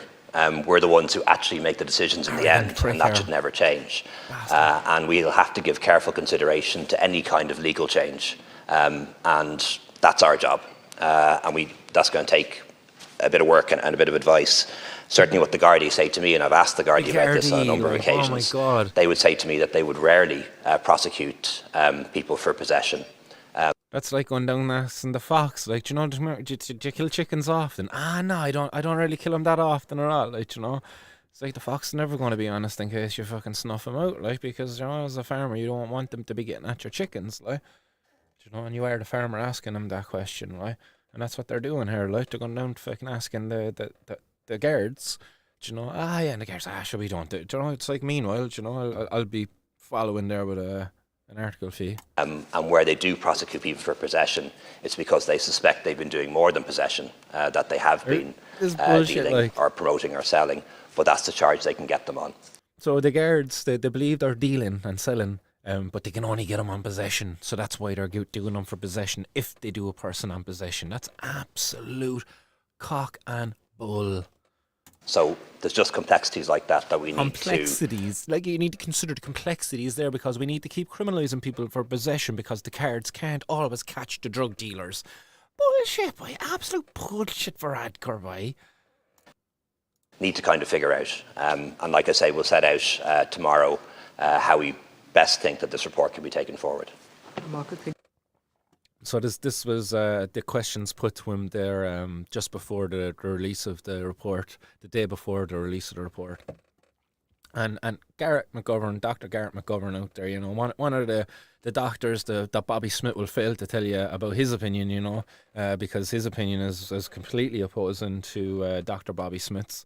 Except both of them, they are addiction specialists, and both of them do care about their patients, except Garrett believes he can better help his patients if they weren't so heavily stigmatised under this Misuse of Drugs Act and subject, to drug debt intimidation because of, again, the Misuse of Drugs Act. So Dr. Garrett McGovern here saying, if the Taoiseach believes that Gardaí rarely convict for simple possession, then let's make it official. And it's true. But like what the Taoiseach is saying is that, no, they need to keep that power because, sometimes they can't get the drug dealers. So they have to get them for possession, personal possession. So they still have to infringe upon my life and your life out there, as cannabis consumers, personal possession, and even make it difficult, for the person who might fucking grow it and supply it to you, to do so because they're bad people. But meanwhile, the guy who grows this, who's growing this, done a mighty job too, not a bad person. Fucking the money I threw him for that, fucking helped contribute to his electricity bill and a little bit extra and people that are in the law for his time. He didn't really profit off it as such. He put hard work and time into it, and so he should be rewarded for that too. And I have no problem doing that because I would hate to see him stop. Mighty fine. But yeah, fucking tip my hat there to all the growers out there doing a mighty fine job. We need to not be forgotten in this conversation going forward, and I really do hope we get represented next Wednesday. I really fucking do. Yeah. So there we go, guys. That's over there. And as I said, to follow this, he's saying people don't really get done for simple possession. Let's look at this next story. Clonakilty man didn't get a message about drugs, alright? This is a story of a 21-year-old. It's only a young fella, to be fair. 21 years of age. He's named here in this article. Unfortunately, I'm not going to read his name out. Hopefully you can't really see it out there, but unfortunately it is up there online, along with his home addresses too. It's wrong. But this 21-year-old man from a native of West Cork who is unrepresented in court pleaded guilty at Clonakilty District Court to the possession of cannabis on April 14th last. Sergeant Tom Mulcahy told the court that the Garda Barry O'Grady was on his mobile patrol at 9:30 p.m. that night on Pear Street in West Cork when he stopped the defendant's car. He appeared nervous and was fidgeting with his pants. Even in this opening, the Garda statement highlights, the nervousness that's caused, the fear that's put into a person when having to deal with the guards. Just the stress isn't healthy at all. It can cause a person, say when the blue lights come on behind them, they not want to stop. It can cause them, to crash their car and maybe crash into somebody else, needlessly. This fucking needless creation of a bad guy putting other lives at risk. You know, thankfully this person stopped for the guards when the lights came on, and you know, obviously still appeared nervous when the guards came up, but you know, and it could have been a different story there had he reacted differently when those lights came on. You know, imagine that nervousness made him fucking flee, and nervous as hell, fleeing, you know, crash into a ditch, crash into an oncoming car, kill fucking an unsuspecting the mum and dad, you know, leaving the kids in the back of the car without parents, all because, you know, fucking this young fella, wait guys, get it, €5 worth of weed, €5 worth of cannabis, guys, 5. The guy was dragged into the courts for €5 worth of weed. This is BS, like. Oh, it's complex to think he's a drug dealer, do they? For €5 worth of weed? Get off the stage, Mr. Varadkar. Get off the stage, Gardaí. Stop bringing people to court for €5 worth of weed, guys. Absolute BS, like. So this young fella gets dragged to courts for €5 worth of weed, and as I say, thankfully he didn't flee from the cops and potentially put others' lives at risk, but that very much well could be the case, you know, had it be another person being more nervous. But Judge James McNulty told the individual, who has no previous convictions but had been previously cautioned on December 21st, 2021 for the possession of €5 worth. The Judge McNulty reminded the accused that he would have met with a Garda for an adult caution and been let go. Said, "Did you get the message? You didn't take the warning, and that's where it gets messy." The individual, who works as an apprentice carpenter, said he wasn't sure if his employer knew that he'd smoked, but the judge told the judge told him to stop smoking.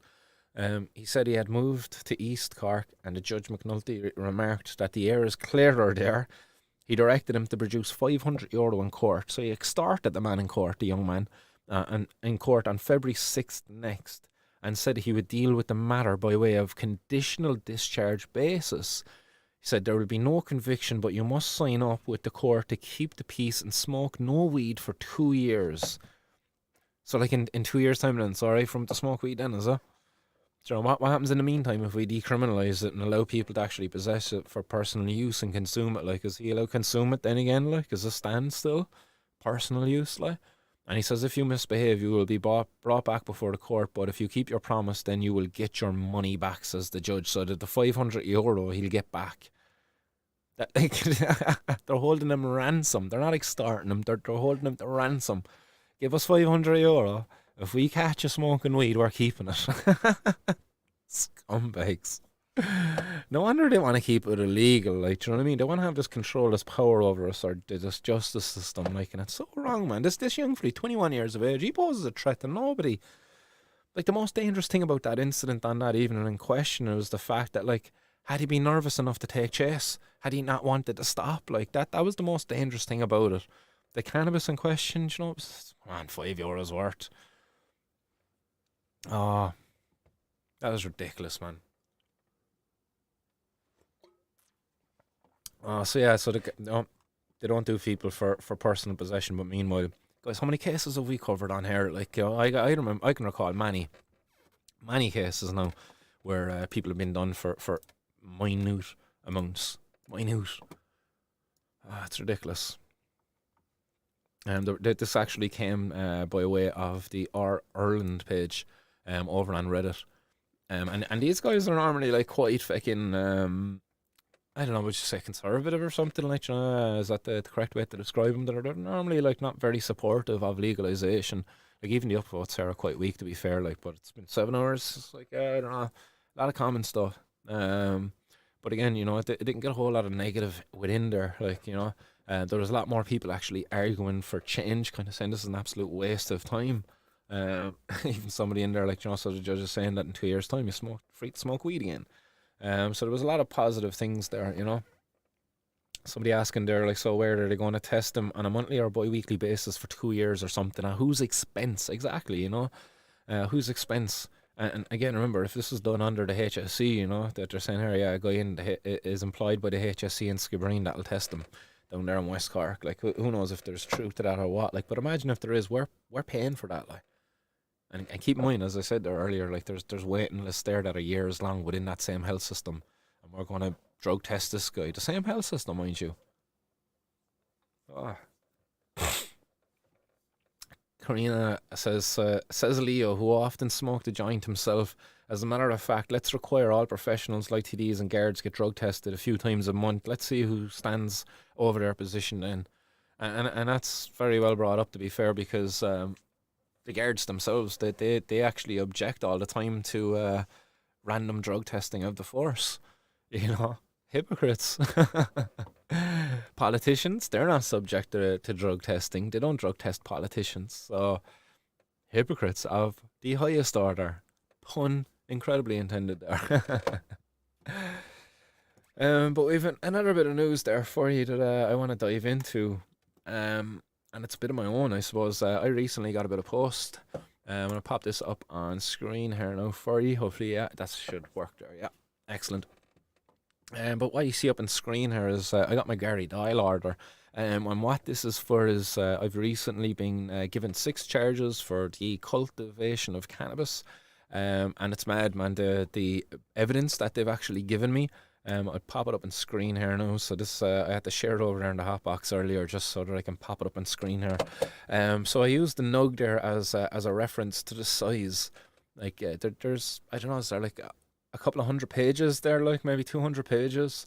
It includes like statements from guards. They've got screenshots from Martin's World Facebook Live. This is the heading on the page. Martin's World Facebook Live post of Martin Condon explaining how he planted cannabis plants in Cork City Hall 21/7/23. So they had to download my videos. They had to watch and download my videos where I planted the cannabis plant, and then they had to write statements up on the videos. They had to write statements up about going down seizing the cannabis plants, and I have all of those statements there. I've got the Forensic Science Ireland certificate of analysis. So all of this has been sent to me. But what all of this highlights, guys, this is all inefficiencies within the Gardaí. Because what are they actually doing here? Like, this was a protest first and foremost to highlight exactly this. The amount of work and effort that goes on to criminalise people for cannabis. You know, if you catch somebody with cannabis, a sample has to be sent to Forensic Science Ireland. They have to create a pulse file for you as pictured here on this. Pulse file number, an investigation ID, a case number. All of these files, you know, and they do all of this work for every single personal possession case. The sample has to be tested to confirm that it is what they suspect it is.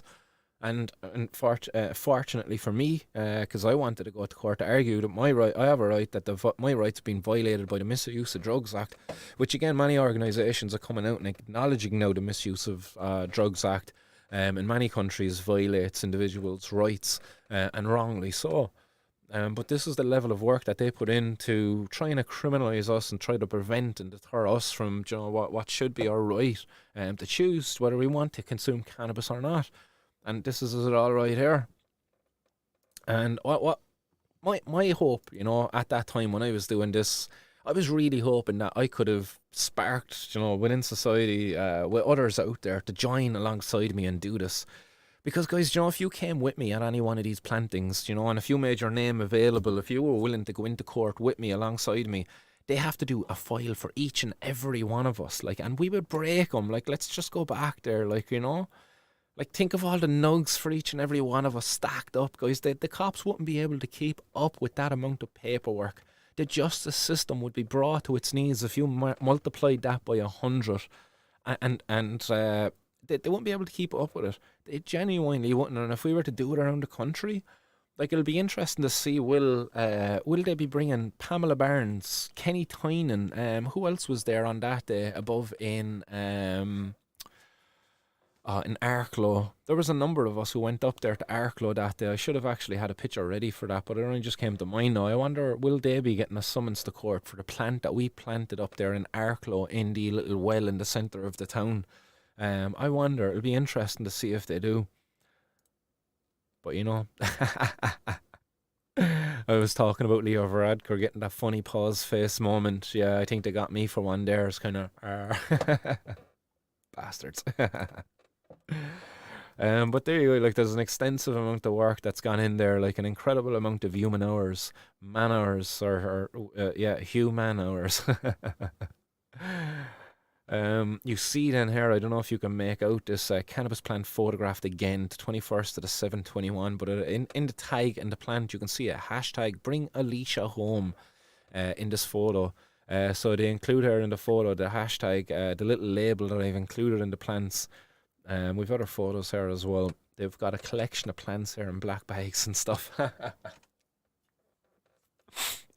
Crazy. So there you go. There was the other hashtag that I was using that time during that campaign, and that was hashtag talk to Vera.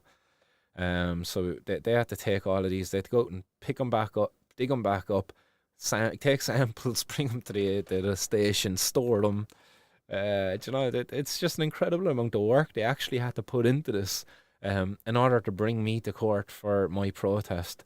And that's the end of the collection of photos there I have for you. I think the next photo there is from one of the hot boxers out there sharing a nice old doobie and grinder rolled up. Yes. Excellent. And I see everything's going well with the stream. Fucking fingers crossed, touch wood, I didn't jinx myself just there. I'm not here streaming alone anyway. You're all still there watching with me. But yeah, there you go, guys. That's my own personal news to be sharing with you. I got my Gary Doyle order. I got the evidence there to kind of highlight to me and justify, you know, my actions because of the extensive waste that I can now show. Just for me, my case alone, which is a protest. I went out and I planted plants around the city. Like if they really watched those videos and they listened, why are they still criminalising me? They should have heard like what I was doing there. Like I was doing that for Alicia Mara, a patient who still to this day, because of the inaction of our current sitting government, she's still in a medical cannabis refugee in exile over there in Alicante. She still has to live over there because the offering of cannabis is much better there for the patient with her needs versus what's available here currently. And keep in mind, Alicia was actually granted a license to use cannabis here, but it just wasn't effective enough. The offering, it wasn't like what was available over there in Alicante, and the price, it was far more, I believe, than what's available over in Alicante. And the quality, she says, is probably better over in Alicante anyway as well. So until we have a much better system, you know, patients like Alicia, patients like Stephen Garland, who again, you know, runs the Irish Canna Clinic. Give him a follow over there on YouTube and you'll learn more about him as well. Suffers with multiple sclerosis, PPMS, post-progressive multiple sclerosis or something along those lines anyway, but PPMS, form of multiple sclerosis, but he's been excluded by the MCAP. Hopefully, you know, with the expansion that's been indicated towards there recently after the Health Research Board released the report, hopefully people like him will be able to get access under the MCAP. But again, you know, the offering is poor at best, unfortunately, under the MCAP. You still have only one supplier of flour to the Irish market, to the Irish patients, Bedrocan. I am not aware of any other any other flour available to Irish patients. And as mentioned there in the dial as well recently, there's only 50 patients with access to cannabis under the MCAP. It's not enough. It falls so fucking far short in the mark that's actually needed. So I'll be back up myself there in court on the what is it was on the first one actually, the page here. I'll just quickly have a look at that page. The 5th of March. I'm back in court on the 5th of March, which is at least it's not Spanibus. Guys, imagine if I get locked up on the 5th of March and I can't go to Spanibus. Oh no. It's a Tuesday, guys. So the 5th of March is a Tuesday. Yeah. That says 5/3/24 on this guy. That would be fucking May. That would be a Friday. No, they definitely use an American date and that for some weird reason. Yeah, date 18/1 up above, then they use the opposite way up above, man. That says 5/3/24. Man, that the judge definitely said to me that fucking was the 5th or the 6th of March. This was definitely saying to me here like the 5th of March. Yeah, the 5th of March. Yeah, they didn't use American dates. No, they used day, month, year. Jeez, man, forgive me. My medication is strong today.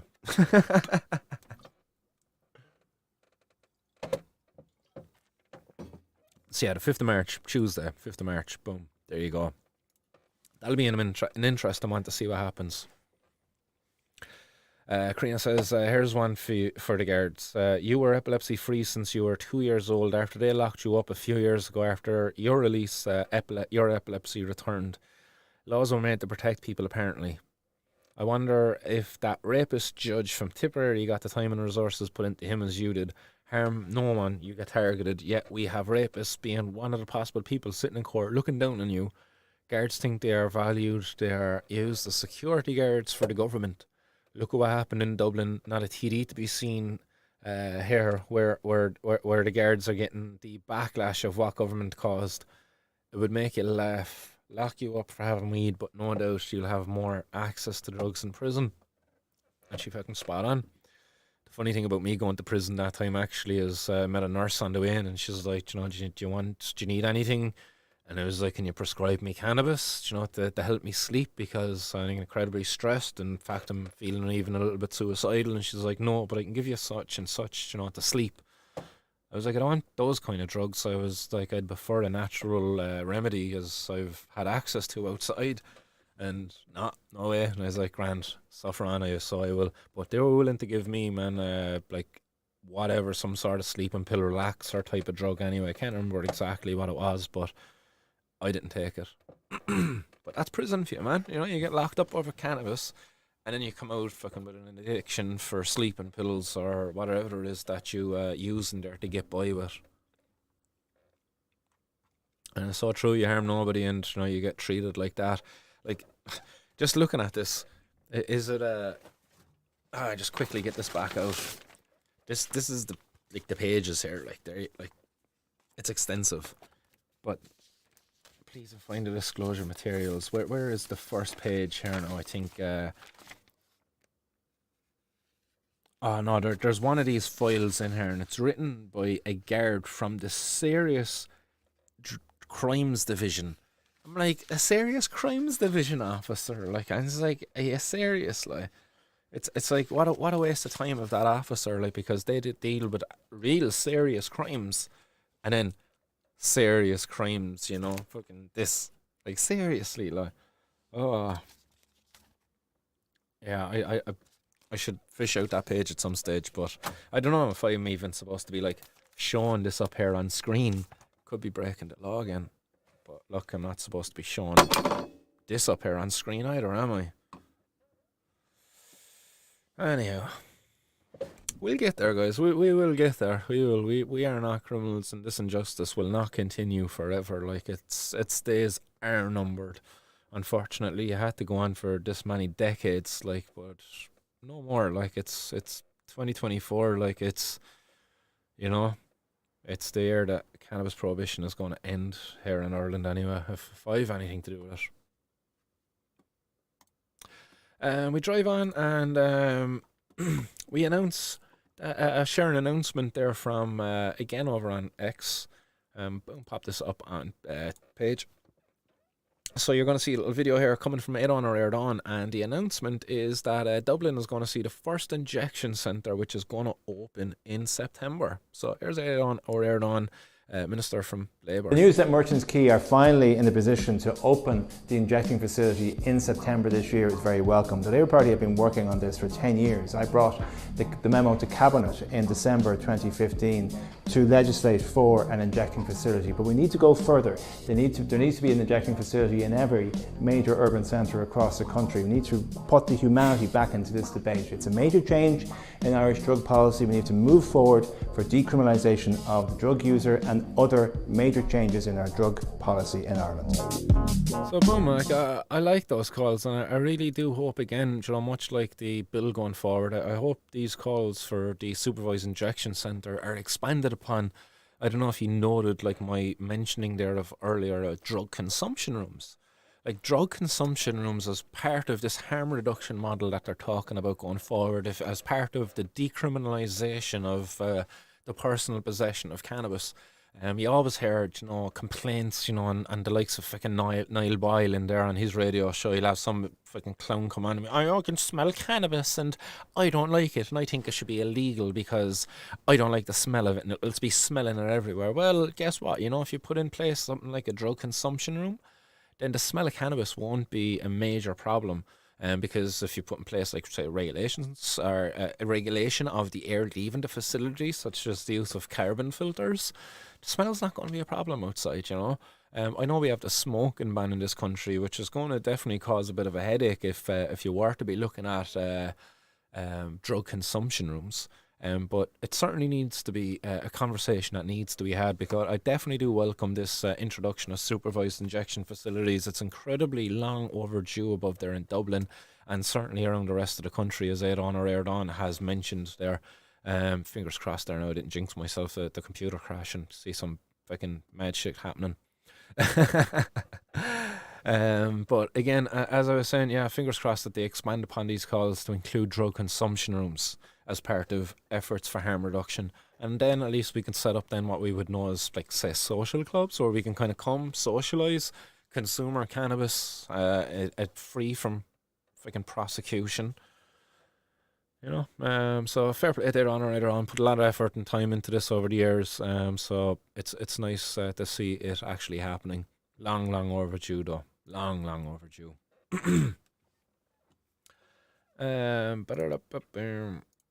Refresh the chat there. What's happening out in the hot box? See lots of comments coming in there, but they're not popping up on screen for me. Teresa saying 100% Carina. The Rovin reporter saying they offer brain surgery before cannabis for epilepsy too. Fucking barbarians. Yeah, that's the thing. They actually offered me cannabis or surgery before cannabis. Like my consultant at the time, when he hasn't seen me now actually since the last time I seen him, which is over nearly 2 years ago now, I'd say. He actually was kind of saying, well, maybe there's always like surgery. And I was kind of thinking, man, you're on about brain surgery. Get off the stage, dude. No way. But yeah, I haven't seen him now in a while since.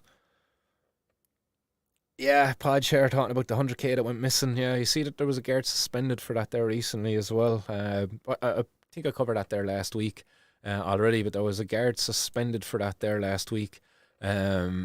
Or the other day. But what he was suspended for, guys, was improper storage of the cannabis. So what he done was basically he didn't follow proper protocol in order to store the cannabis, and that's why it went missing. He put it into an unsecure secure locker. It says that over 100 civilians and guards had access to that area over the time that it was in there before it was discovered missing. So there's an extensive investigation going on there into the missing €100,000 worth of cannabis. Like, but geez, come on, like, seriously, like. You see as well, there was a councillor, I should have probably covered this one more actually, but there was a councillor, I think he was a Fine Gael councillor up the country, got caught drug driving, cocaine in his system. I should get on to the Cron lads, so maybe one of you are out there, you've got a guy out there who's good at the FOIs. I would love to put an FOI in and see if this guy ever lobbied the government in any way to reform drug policy. Because if he didn't, what a hypocrite of effing drug using politician.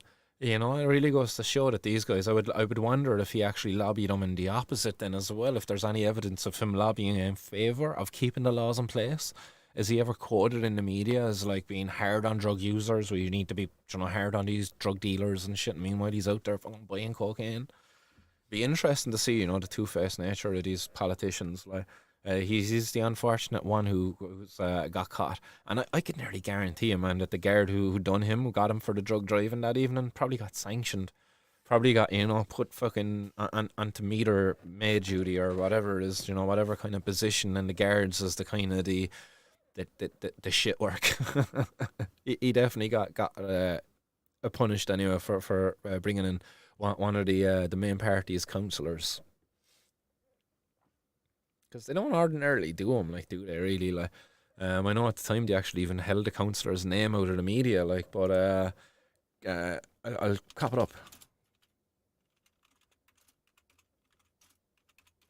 Councillor caught drug driving. former TD and serving councillor accused of driving under the influence of cocaine. A former TD is accused of driving under the influence of cocaine. The case involving, and I don't normally name people, but this guy, Colm Caveney, a former Labour and now a current, or former Labour and Fianna Fáil TD, so like he played for both sides there in that one, who is currently a councillor on Galway County Council, came before the Tuam court this morning, and he was accused of driving under the influence of cocaine and benzodiazepines. So here it is, I'll pop him up on the screen there for you guys, because you know this guy probably is there. I don't know, is he? I could be wrong. I'll apologise if I'm wrong. If there is evidence of this guy out there lobbying the government in favour of reform of our drug policies, then I apologise. But if there's not, there's evidence of him sitting on his hands and doing that, and at a time when people are calling for legislative change, then he's a two-faced effing asshole. And if there's evidence of him actually doing the opposite and for keeping in place these discriminatory fucking policies around drugs, then he's an even bigger two-faced fucking prick. But there he is, former TD accused of drug driving under the influence of cocaine, also detected in his system, I believe, was benzodiazepines on the same evening. Yeah. It's alleged he drove a vehicle with cocaine in his system, and the concentration of the drug known as benzoylecgonone in his blood was greater than the legal threshold, contrary to the Road Traffic Act. Defence solicitor, so it wasn't benzos, it was just this metabolite of cocaine that they detect for the drug driving thing, with the name which I absolutely butchered there. So give him one more go. Benzoylecgonine. Yeah, that was a better attempt there, I think. Benzoylecgonine. There we go. Getting better. Defence solicitor Martina Moran said the case was before the courts for the first time. She requested an order for statements, and Judge James Faulkner granted a request and adjourned the matter to a sitting of Tuam District Court on April 9th. So it'll be interesting to see what they actually do with this guy. So Sir Mr. Keaveney was first elected to the Dáil as a Labour candidate in 2011. He then became an independent before joining Fianna Fáil in 2013. He then lost his Dáil seat in 2016, but was elected to the Galway County Council as a Fianna Fáil candidate in 2019. And see how these people move around, like, do you know what I mean? If like, what's he doing, like? Career politician, like, are you doing anything? Like, are you just in there because you know how to wear the suit and show up and take the photos, and your buddies with all the boys, and you're not going to rock the boat, you'll go with the flow. But like, seriously, like, what has he actually achieved over that time? Fucking, he didn't do anything for these cocaine using buddies anyway, as far as I can see. I've never heard of the guy before being out there calling for fucking legislative change around the use of cocaine in Irish society, despite the fact that he was a cocaine user himself, from the evidence. Yet to be proven guilty, I suppose, before the court, but it was detected in the system. What does that tell you? And yeah, Podge saying it, man, politicians are full of lies, they all act as enemies, but they are best of friends behind closed doors. Yeah, it's big boys club, you know, it's so fucking true, man. You know, they're asking the guards about legislative change, and of course they don't want them. And look at the overtime they get. Like, you know, anytime I go to court and you're sitting down inside in the court and you're looking at all these guards up and down the side of the court, and then you hear Johnny, fucking Mary, Matt, Tom, Luke, whatever, you know, and they're all getting called up for their simple possession of drugs. And each one of those persons getting called up, you know, and there's a guard there for them. Those guards getting overtime most likely for being inside in that court on that day. You know, and they're not out there in the streets patrolling, doing their active duty to keep us actually safe in society from real criminals, rapists, murderers, thieves. You know, no, meanwhile they're sitting down in a court for hours across the day to criminalise a person for personal drug possession, and we're all paying for that. Keep in mind at the time when I say, like, you know, the health services fucking waiting list the years long. Don't get me started on the mental health services. They're, you know, underfunded, fucking ineffectively run. Could definitely do with a bit of a revamping. But meanwhile, no, let's fucking keep putting money there and resources into trying to prevent what is a completely natural human behaviour, the desire to alter your consciousness using these substances, whether it be alcohol, whether it be cocaine, whether it be fucking cannabis or mushrooms. Why do we criminalise it? It makes no sense. It's ineffective. We've not been able to stamp it out. Decades of trying. Clowns like this making policies, you know, up there. He was a TD, and he most likely was a cocaine using TD. And while he was a TD, you could be goddamn sure he wasn't going to get drug tested. As a TD, he probably fucking had a driver had somebody driving him around and he could do all the cocaine he wanted in the back of the car. But, you know, meanwhile, me and you, dragged before the courts, serious crime units after you. It genuinely would be funny if it wasn't true, like, you know, it's kind of hard to laugh at this, like. But then, you know, there's other more positive news that I just quickly want to share with you, and this again coming off of X. A lot of stuff coming off of X there today, and it's coming from Dr. Orla Campbell. Hopefully I pronounced your name right there. But drug testing services going live tomorrow in Bristol, and she says here, amazing life-saving work. And this is the Loop, and they're launching within Bristol a drug testing service, and that's going to start today, guys. So this post is actually up yesterday. So today in Bristol on Saturday, drug testing in Bristol is launching thanks to the Loop and BDP, which I don't know what that stands for. BDP, Bristol Drugs Project. I should have known that. Bristol Drugs Project. So boom, that's launching today. So hopefully there'll be videos of that and some results from the drugs that they test there. But some of the information up here on X, thanks to Orla, and posted by the Loop, shared by Orla, says all drugs use carries risk. The risk is currently heightened due to concerns about synthetic substances unknowingly being missold and consumed. This service will inform national and local stakeholders about dangerous substances in circulation, as well as inform public messaging, drug alerts, and other early warning systems. Again, fair play, like, but again, just keep in mind, services like this wouldn't be really needed if there was a regulated drug supply out there. If quality assurance was the responsibility of the producer of that drug, much like any other substance. You know, you don't need to be fucking going getting your alcohol tested when you go to the pub, because, you know, the onus is on the producer of that alcohol to ensure the quality. That's what regulations are for. Again, we wouldn't need services like this if it wasn't for prohibition. But, you know, I'm incredibly thankful that systems like this are out there available today in Bristol.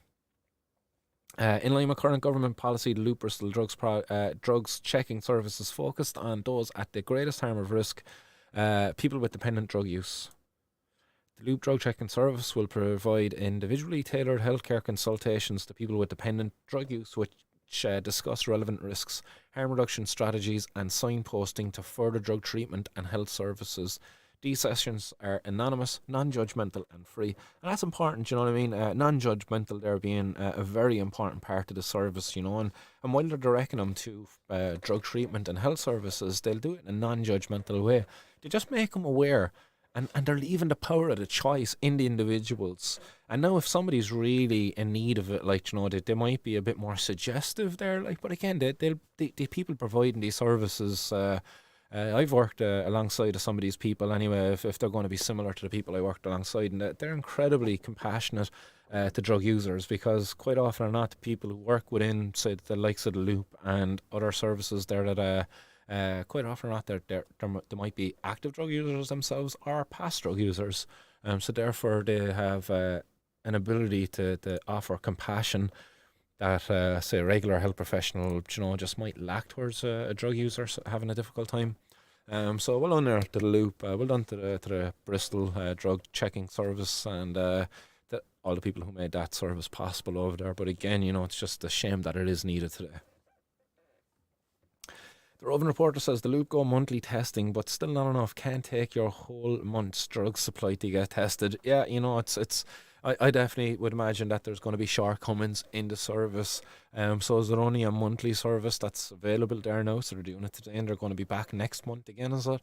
Yeah, you see, you didn't get that information there on this post. It seems a regular drug checking service is coming to Bristol. No, it's saying regular, or no, the first of its kind service will run on the last Saturday of every month. Yes, there it is. It is in the post. I just didn't expand upon the Loop's post.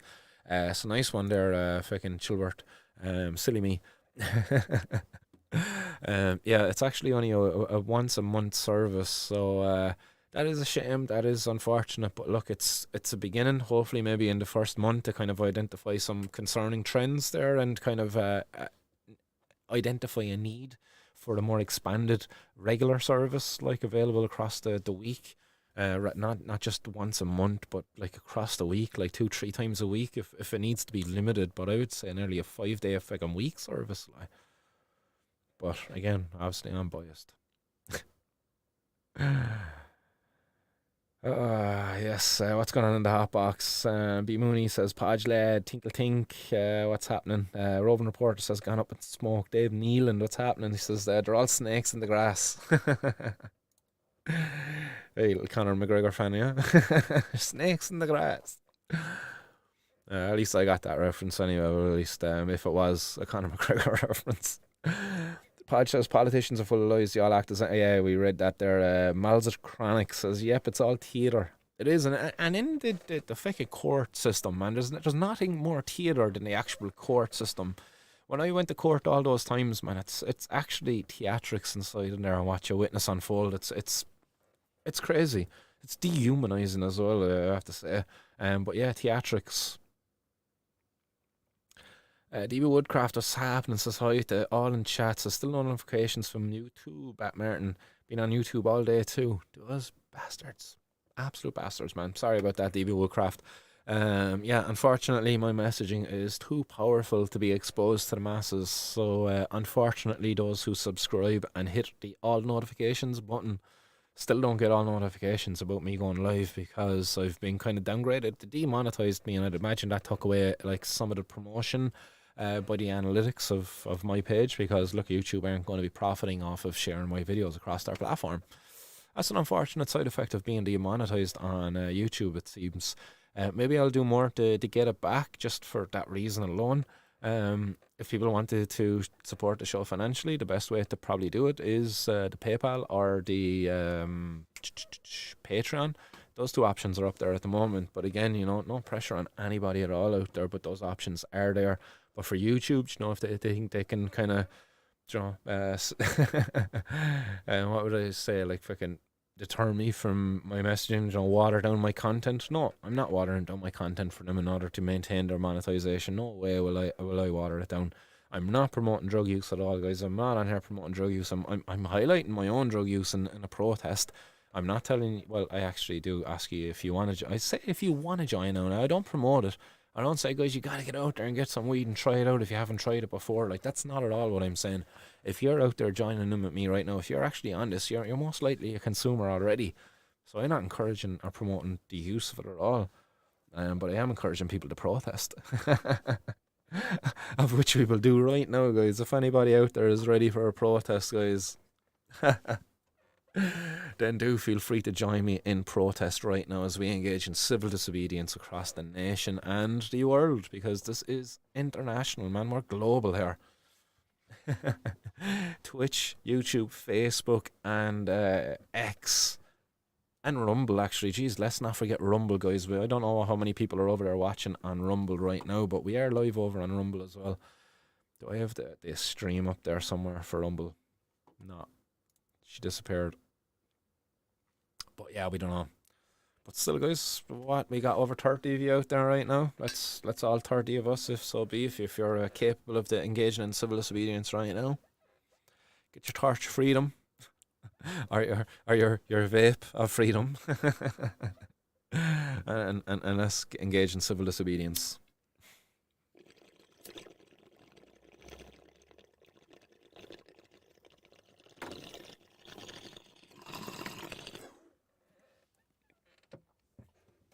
Wait.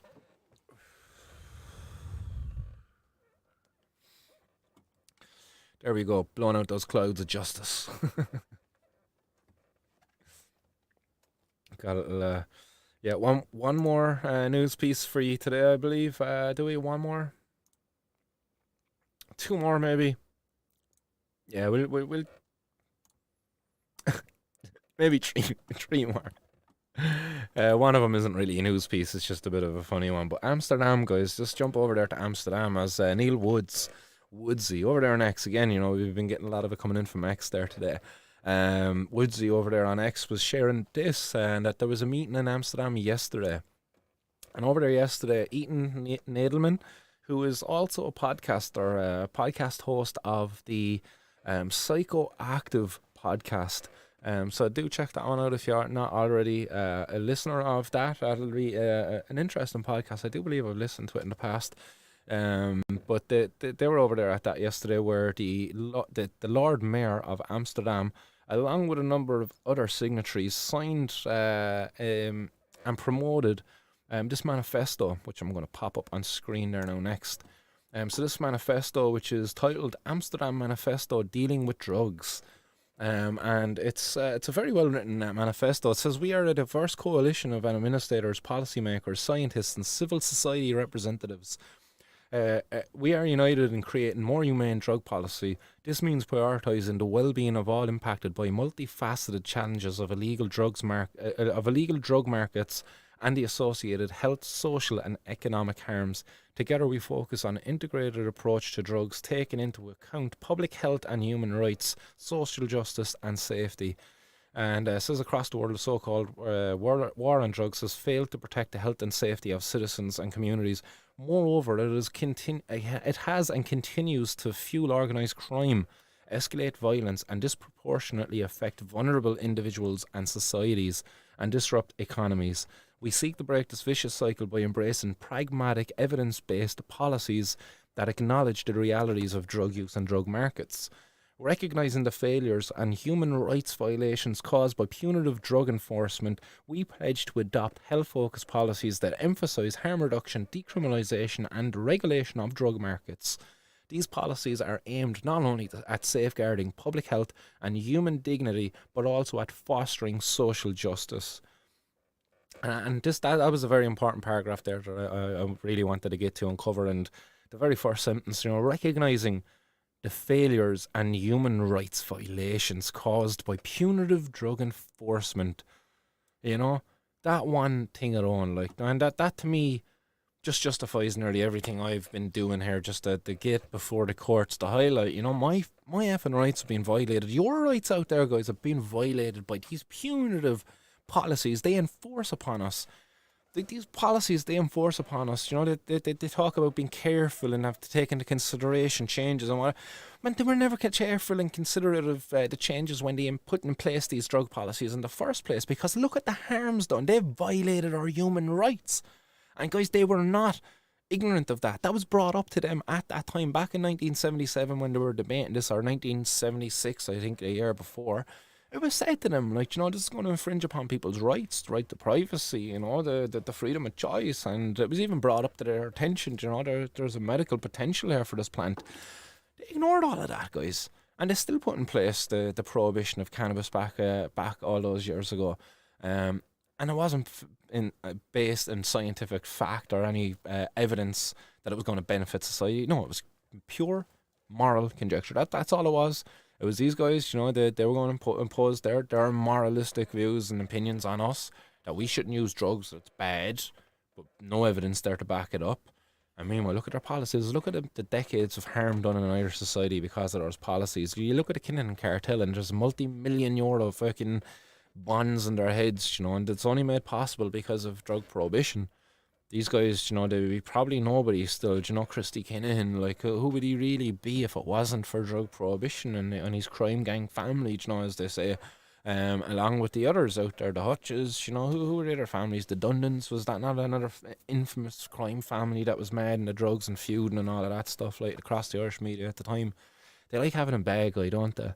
It was easy to paint these crime families as the bad guys, and not to be fucking downplaying what went on and what they done, but to be fair, the real bad guys were the guys infringing the policies, creating them in the first place, because they done so with no evidence that what they were doing was going to be beneficial for society, and in doing so, they created the boogeyman that they try to scare us with now all the time. So fair play to the Amsterdam Manifesto and the mayor. At the end, they have some guiding principles here if you want to read through them. Effectiveness as policy competence, regulatory alternatives and risk mitigation, public health and social policy in addressing underlying issues, and cautious implementation. So they're the guiding principles there. There's a little paragraph on each. There's some pledges here as well, and their resolve. But the signatories, that's what I was getting to down here at the end, is the Mayor Femke Halsema. She's the Lord Mayor of Amsterdam. Mayor Alec van Grafen, the Mayor of the City of Bern. Then you've Claudia Lopez, the former Mayor of Bogota, the Leap, Netherlands. Jelinek, Transnational Institute. You have Gejalt Jean Peters, Open Universiteit, Input, Mainline, and Poppy Drug Museum Amsterdam. So these are the current signatories, and then there is actually a call for more down below to endorse. Should you or your organisation also want to endorse this manifesto, please email us on conferenceondrugs@amsterdam.nl. So hopefully more organisations and signatories will sign up to that. I actually myself, a while ago, emailed our Lord Mayor here in Cork. So I emailed our Lord Mayor in Cork, your man Kieran McCarthy is a. I emailed him and asked him, come here, look, this is up there online. The Lord Mayor of these two very, fucking affluent cities have come out in support of this. And these, what's your view on it? What's your opinion? Do you think this is a positive thing, or do you support the status quo? I asked him, in keeping drugs, the supply of drugs illegal. Because that's the defining thing about this policy up above, is it wants to take control of the drugs markets. That's important. That's a very defining thing of this manifesto, is the control of the drug markets, not just the decriminalisation of the drug user, but the control of the drugs market. That's very important. And it'll be interesting to see what that Lord Mayor of Cork might reply with, if I get any reply at all. Shared with him the link to the manifesto. Let's hope he actually reads it and gives thought and gives an honest answer back. But we will, I won't hold my breath. I won't hold my breath in him replying. Then the next one, guys. I don't know if you can see this. I'll zoom it in. There we go. Are you interested in a career with An Garda Síochána? That arrived into my inbox. Or An Garda Síochána seeking applicants with a wide range of skill sets. I wonder is cannabis growing one of them. I know how to pack a bong too. I'm really good at rolling joints. Quite a wide range of skill sets, if you ask me. They encourage people from all walks of life to join them. Yeah, really? So even cannabis consumers, good on them, so that they can better represent all the communities they serve. Well done.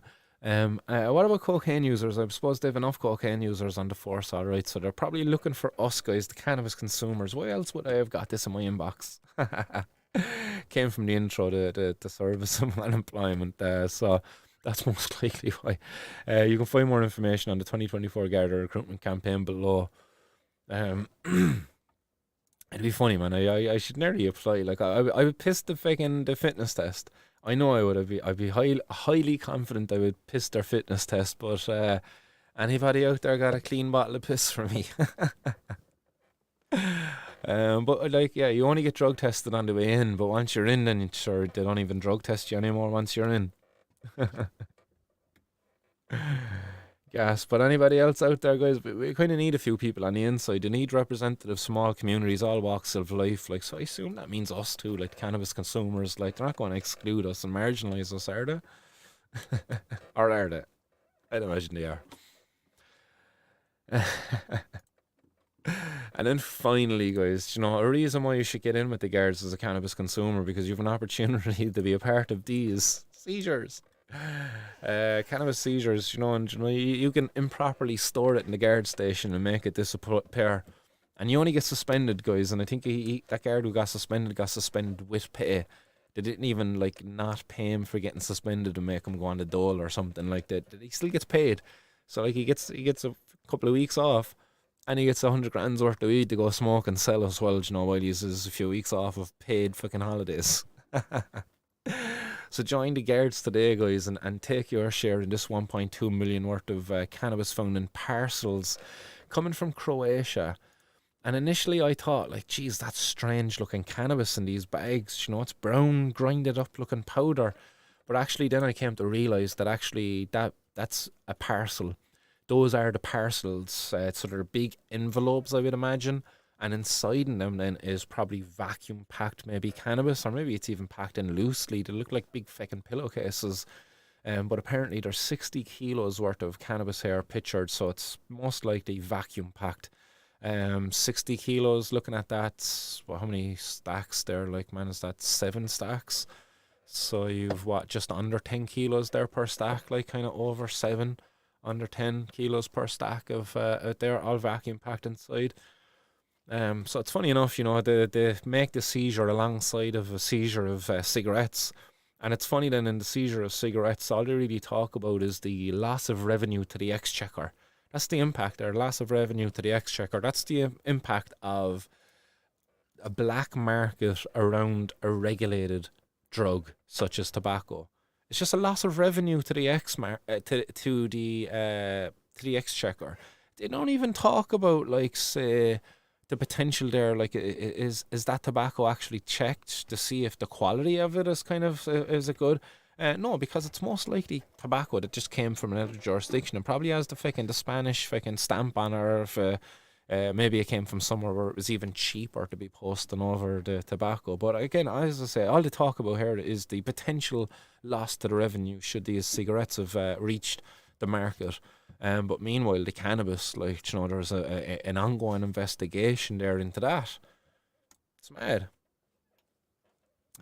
So there you go. The illicit cigarettes were branded Sobrain and Dunhill and had a combined estimated value of almost €453,000, representing a potential loss to the exchequer of close to €356,500.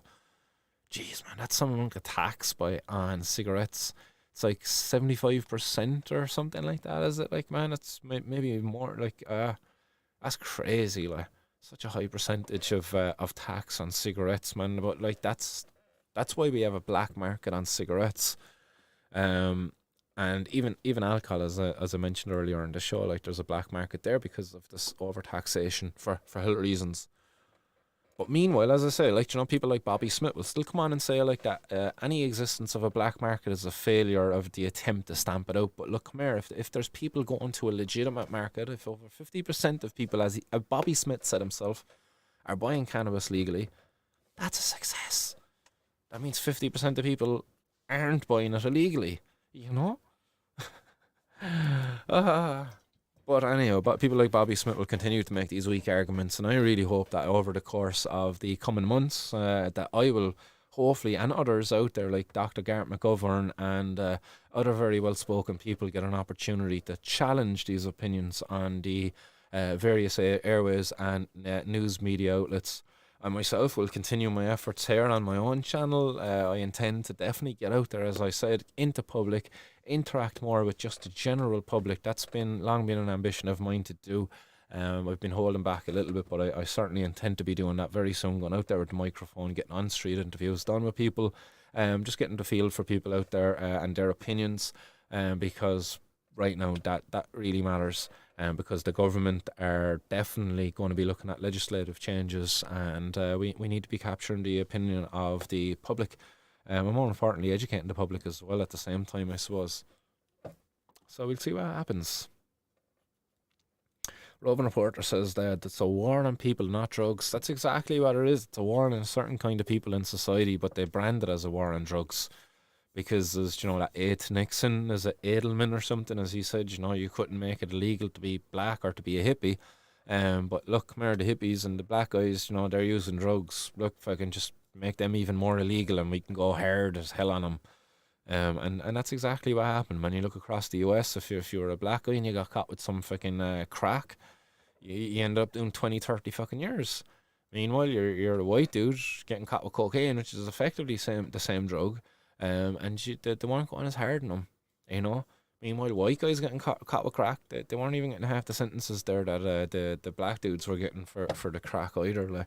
To be fair, crazy the overrepresentation there is of people of certain ethnicities, blacks, Mexicans, over there in America in their prison systems. When meanwhile, people of other ethnicities, again, i.e. white people, they use drugs just as much as people from the different ethnicities mentioned there, those communities. So yeah. Comments there in the hot box. That is the end of the news that I have for you today, guys. Legends of Hash, they're finishing off, and yeah, that's everything. We got through it all, guys, and it only took us 2 hours and 26 minutes. Hey. Sorry, babe, if you're still watching. Said to herself there. I was like, yeah, I'll be done there 5:30, 6, definitely. Yeah, I was like, I don't have a whole lot to cover. Here we are, 2.5 hours later. My apologies. At least my tea is still warm, guys. I got a Christmas present, one of those voucher things for Christmas. I don't normally like buy myself shit like, and I was at Tesco there a few weeks ago by ourselves doing a bit of shopping, and I seen one of these, and it's a nice big one too, man. It's like a pint-sized thing. My tea is still warm. Made this nearly 3 hours ago now. Oh yes, highly recommended if you're in Tesco, guys. Contigo, not paid sponsorship at all. Just a very satisfied customer. My coffee in the morning has never been the same since I got this. I used to be trying to get the cup of coffee into you in the kind of the half an hour it was going to be gone stone cold. Not really great when you have cream and stuff in your coffee to be drinking it stone cold, but man, that thing is a game changer. Happy buy. Let's get a bowl of civil disobedience packed up. Guys, get your comments, thoughts, opinions, and anything at all that you want. If there's anything there that I talked about earlier on in the show and you want to share your thoughts and views on that, by all means, do share, indeed. I'll get over there to the hot box now in a couple of seconds. We just quickly pack up this bowl of civil disobedience. Shout out there to the friendly Irish grower as well. Hooked me up with a lovely fucking volcano, an original volcano grinder, one of those little shark teeth orange ones. I don't know what I don't mind. I think I gave mine to somebody as well once upon a time, maybe. But yeah, it's always handy to have a little shark tooth grinder just nearby, because sometimes fucking trying to grind something in this big bad boy is just it's a bit of effort.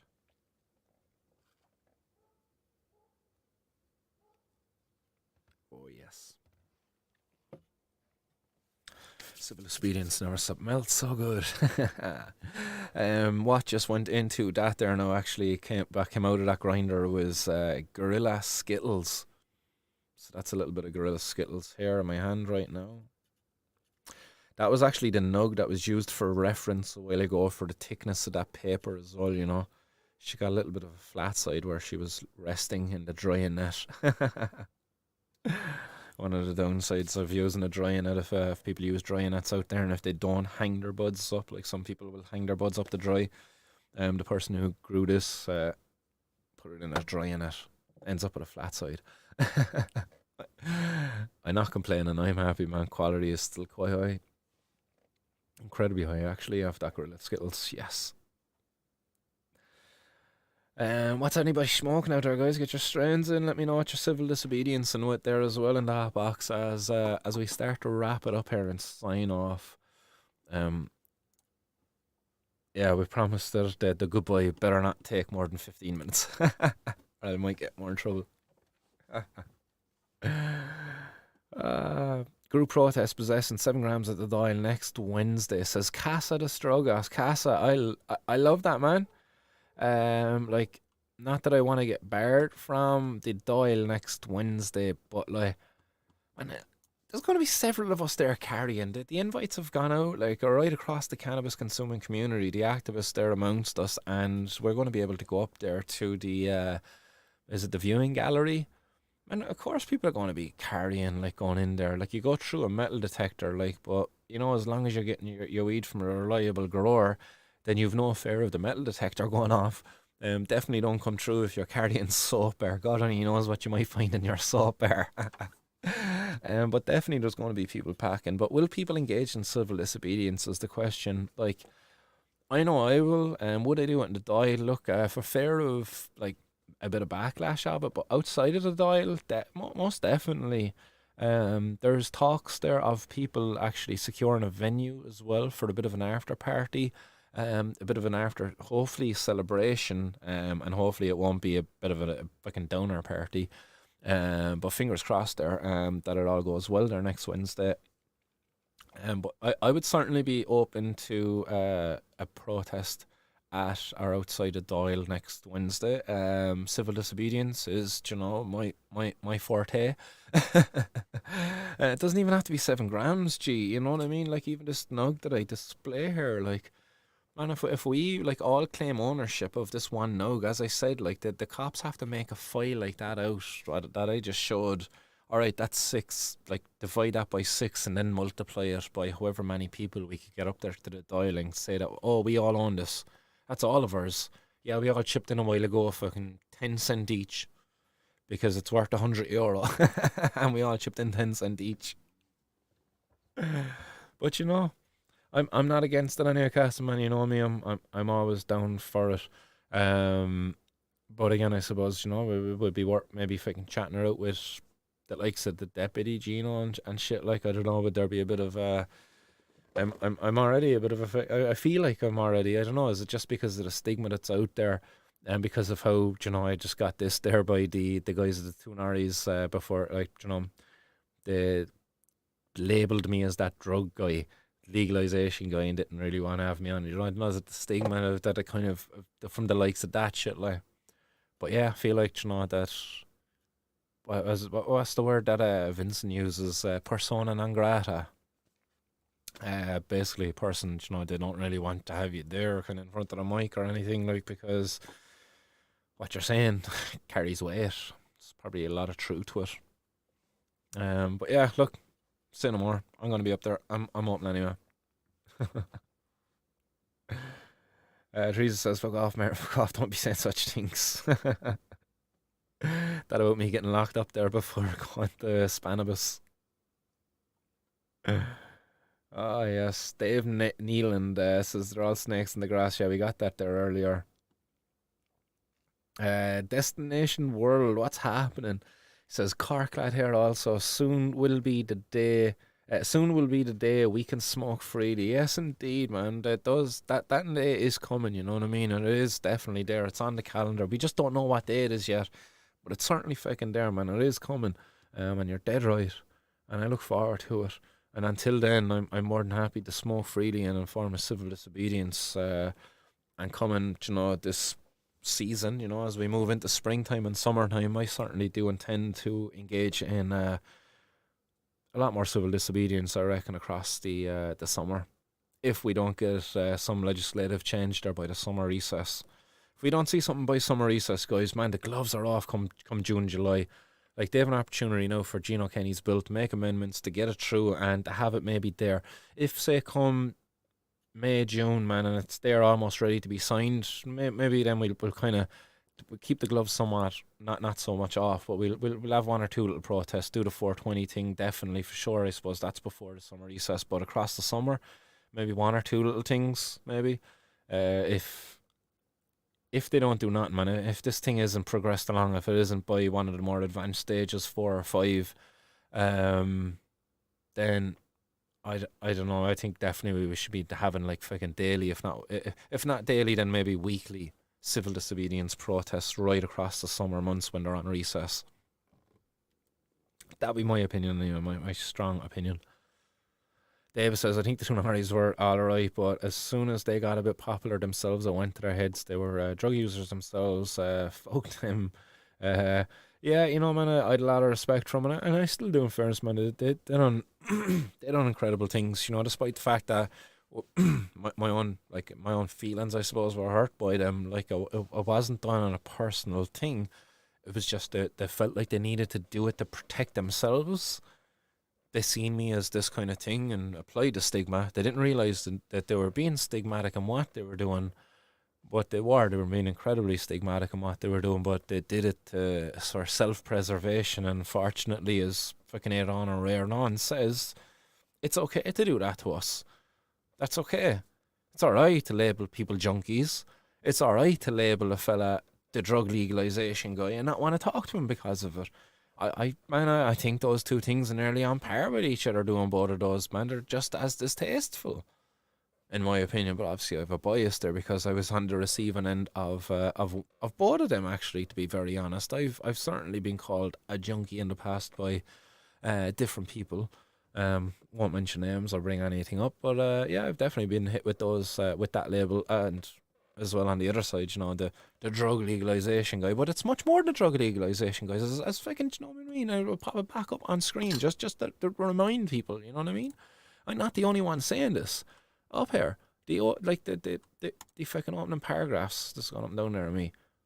This is human rights violations, man. This is much more about like being the drug drug legalization guy. All right, this isn't fucking very well highlighted here on page 3. Let's really zoom in. Human rights violations. Boom. Like, I can't get that much bigger there now. Like, you know what I mean? Human rights violations caused by punitive drug enforcement. Like, it's there. That's exactly what this is. It's not the drug legalization guy, man. It's the guy standing up for his rights. Like Bob Marley told us all to. Get up, stand up. Don't forget your pipe.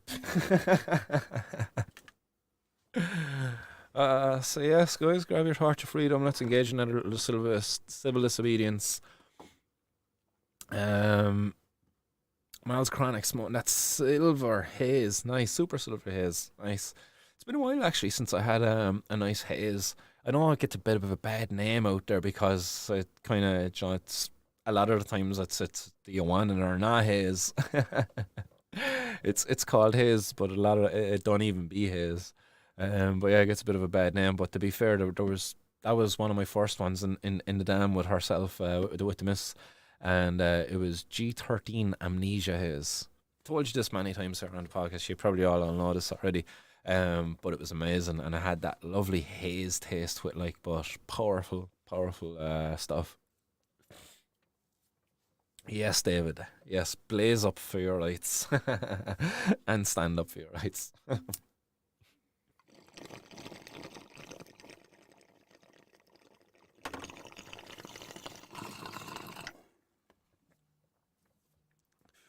And yes,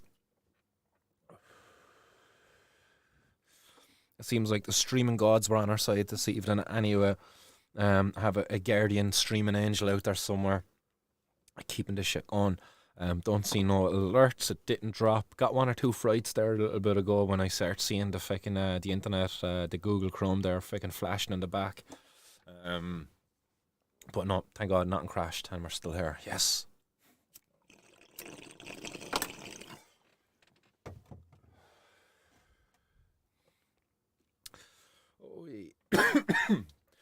Says the Roving Report says alcohol users hit people, cannabis users hit bongs. Yes, that's it. Like, I've seen a few comments online there as well earlier. It's like the unintended consequences of legalizing cannabis. It's like what fucking toffee? What was it? Toffee pop shortages. Do you know? Fucking they run out of slushies at the slushy machine. Extended lines there. Do you know, for slushies? It's like, come on, insert your funny innuendo there about like cannabis consumers and the munchies there, like that. Those are the unintended consequences. Like, you know what? People having a good time, enjoying themselves, getting access to good quality cannabis, not being dragged before courts, you know, wasting police time, cop time. Unintended consequences. Seriously, come on. Like, if these people genuinely just had an honest conversation with us as cannabis consumers, as drug users, like, they would learn so much more, man. They excluded so many of us from this citizens' assembly because of the way in which they only looked at the harms caused by drug use and not the non-problematic users out there within our society, such as maybe that councillor who unfortunately got caught with it in his system, but he got caught in it with in his system under the zero tolerance fucking policy. And like, I'm not defending him because I don't know what the level was, but we've a zero tolerance policy here, so it means that the amount that they can detect, like, it's not actually reflective of impairment. It just means you've been using in a period of time in which they were able to detect it, and that drug is illegal, and we've zero tolerance, and we're going to do you for driving, and we're going to take your license, going to label you a bad person across society. But in general, like, he might have even actually been impaired. I don't know. Maybe he was. Maybe but wasn't. I don't know. But genuinely, he shouldn't be getting punished for if we really treated people fairly in society, but unfortunately we don't. Sorry, rant over. Kind of forgot where I might have been going with that one. I think I made my point, so hopefully I did. Right, 2 minutes to 7 bells, guys. I'm going to start loving you and leaving you. We got one more bowl of civil disobedience packed up. Let's see if anybody else made any other contributions there within the hot box that I might have missed. Hopefully I didn't miss. Slurricane and mimosa cookies, says Teresa. Nice, yes. See, guys, you know what I mean? This is as effective as our drug policies are. People out there getting access still to quality strains. At least trees out there isn't stuck with the do you want it or not? Roving Reporter says at Chilbert UK is a F2 of Super Silver Haze from me. The Roving Reporter, man, you are a spoiled boy. Lovely. I absolutely love it. I got this. I was spoiled too. I got to sample some of Chilbert's wares over there that time in Brighton. Amazing, absolutely high quality. Doing dabs, man, that day inside in that hall. Like, oh, I love talking about that. That was epic. Well done to the United Patients Alliance for setting that up. But to be fair, Chilbert and Billy, you made the trip for me. Absolutely delighted to have gotten to meet you that time and to sample what you had. Billy, what did you have that time as well, man? I can't remember the strain, but I can remember you gave me some fire strains down there, and that windy as fucking cold Brighton Beach. Oh, but it was quality. I certainly wasn't disappointed anyway. Well, we had bought some stuff when we got over there, myself and Leisha. So I don't think I brought anything with me that time. I just said I wouldn't chance it. We might like to get caught on the way over. And we had stuff sorted at the airport when we landed, so I didn't even bring anything for you to try. I don't think that I had myself, did I? Can't remember now if I did. I'll tell you how good Chilbert stuff was for that trip. That's the one. Jorge's Diamonds, that's the stuff, man. Yeah, and I remember telling you actually about my buddy who'd grown it and it tasted like fucking red lemonade, frosty stuff. Hi, Homegrown, what's happening? He says, are you happy to meet Billy? Why? Go on, you know why. Billy don't disappoint. Yeah, Dutch Passion, that was the one. Yeah, that was tasty, man. Quality. There's nothing better than just getting out there and tasting other people's flowers as well, you know. It's not too often you get to link up with other growers as well. I hope that's something that we can change here in Ireland as the hotbox continues to grow. I think the possibility of that becomes more and more possible. And I do look forward to being able to hopefully facilitate meetups between various people there, because and some of the offerings that are out there is just high quality stuff. Like, I can't wait until we're able to come out of the closet about being being growers, because the growers that are out there at the moment, man, it's the quality that they're producing. It's off the charts, to be fair. Like, we're going to give the boys across the pond there in America a run for their money once we're free to be able to kind of do so.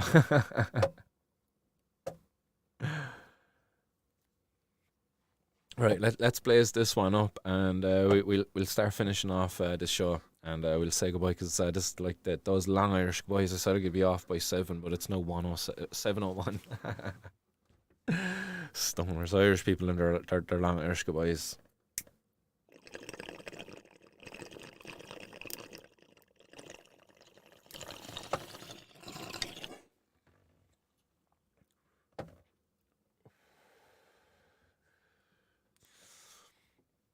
That's so funny, Tinkle Tink, talking about the Tunnock's tea cake shortages.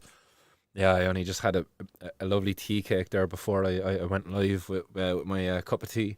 I also had 2 of these little digestive, no, they're like penguin bars, like, but they're called Divines. You get them in Lidl's, but man, they're savage. You bite off the corner of them and you suck up your tea through them. It makes all the inside of the bar melty, and you just scarf it all into the mouth in one, and savage munchie. What cotton mouth? Like, there's no cotton mouth then after something like that. Oh, yes. Podge says anything lemon though is tasty. That's after Tinkle Tink saying lemon haze is okay, I think, though. Tinkle Tink says haze tastes not great. Yeah, I know. I'm definitely a liker of the haze taste, and yeah, definitely lemon haze would be even more preferred. But as Podge says, anything lemon is tasty. But as green tea knows, like, I love those citrusy strains. A favourite of mine was definitely a lemon skunk that I grew years ago, going back now, geez, nearly 10 years ago. For my 21st, actually, because after my 21st, I had went on a cruise, and I brought some of the lemon skunk with me on the cruise. So that's how many years ago that was when I was growing. 21st, my 21st, I bought myself and herself tickets to go on a cruise, a 5 days cruise, down off the coast of Spain, Portugal. Really enjoyed it. Highly enjoyed it, I should say. Ended up playing poker with a Canadian cop. Who would have thunk that, eh? But it was funny, yeah, I got to have an interesting conversation, but it was that many years ago when cannabis wasn't legal in Canada yet. But that cop, man, he shared his opinion with me, no problem at all. We were going out blazing, coming back, stinking like weed at the table, and the cop was kind of laughing at it. He's like, this in Canada, I'd have to bust you, eh? I was even joking, I was kind of like, oh, you're going for a smoke? I can't, drug test and all that. Like, but we had a good crack. A right mix at the table, like all different walks of life, like, but cannabis for many at the table actually was a kind of a commonality, if you will, a joining, how would you say, a shared kind of interest that many at the table had. I think there was like 8 of us commonly showing up there, regularly showing up at the table, playing away a cash game, poker, and I would have to say at least 4 at the table were consumers. But yeah, man, happy days. Stoners and their tangents. Long go, boys. There we are, 5 minutes later, still there telling you stories about cruises on my 21st. Happy days, though, reliving those memories. That was a great trip. And as I said, cannabis brought people together on that trip. I made friends that I still actually would keep in contact with. I see one of the lads, and he's regularly sharing photos of his kids and things like that. Another lad still engaging in the poker and things, and kind of still engaged there back and forth, just a little bit, leaving comments here and there, like, you know. But it's nice to see even one of the lads there now over and see his family grow up, because he was big about his family over there that time. So it's nice to see that, like. But again, Doodle liked weed too.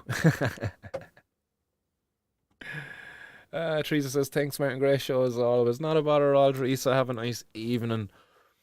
Mackie O'Brien Homegrown says, Nabby Mooney, that's been a long time gone. Asking there, B Mooney asking, yo, Mackie, you still on the lemon tree? He's a good lad, really. Just shit a Call of Duty Zombies. Hey, you lads playing Call of Duty Zombies together, yeah? Huh? I must inbox you with my what's that thing called? My username. I haven't played it in a long time. I'll be rusty as F, but I'll gladly get Call of Duty Zombies up and running again. Just give me a bit of time. I gladly join in with you there sometime. We'll stream it and all. I'm sure, Mackie, you probably still stream that, didn't you? You set up a little separate channel actually for that, did you? For streaming, or do you still do it kind of on High and Homegrown's channel? I remember you did it on High and Homegrown's channel, but I thought then at one point you kind of made another channel just for game streaming. Anyhow, the roving reporter says the stream has gotten more professional all of a sudden. What you saying, man? Was it not professional a while ago? Miles Chronic says, do that, Martin. Get a growers meetup. I'm sick of smoking alone. Miles Chronic, man, it would be my absolute pleasure. Join up the Telegram. Get into the 24/7 hot box. But if you don't want to share at all over there that you're a grower, by all means, don't. Just join in the general chat. But inbox me. Let me know, hey, Martin, this is Miles Chronic here. And at least I will kind of have an idea of who it is that's after joining in. And because when you're joining, Bobby O'Brien will tell you there, man, you're going to get the 3rd degree.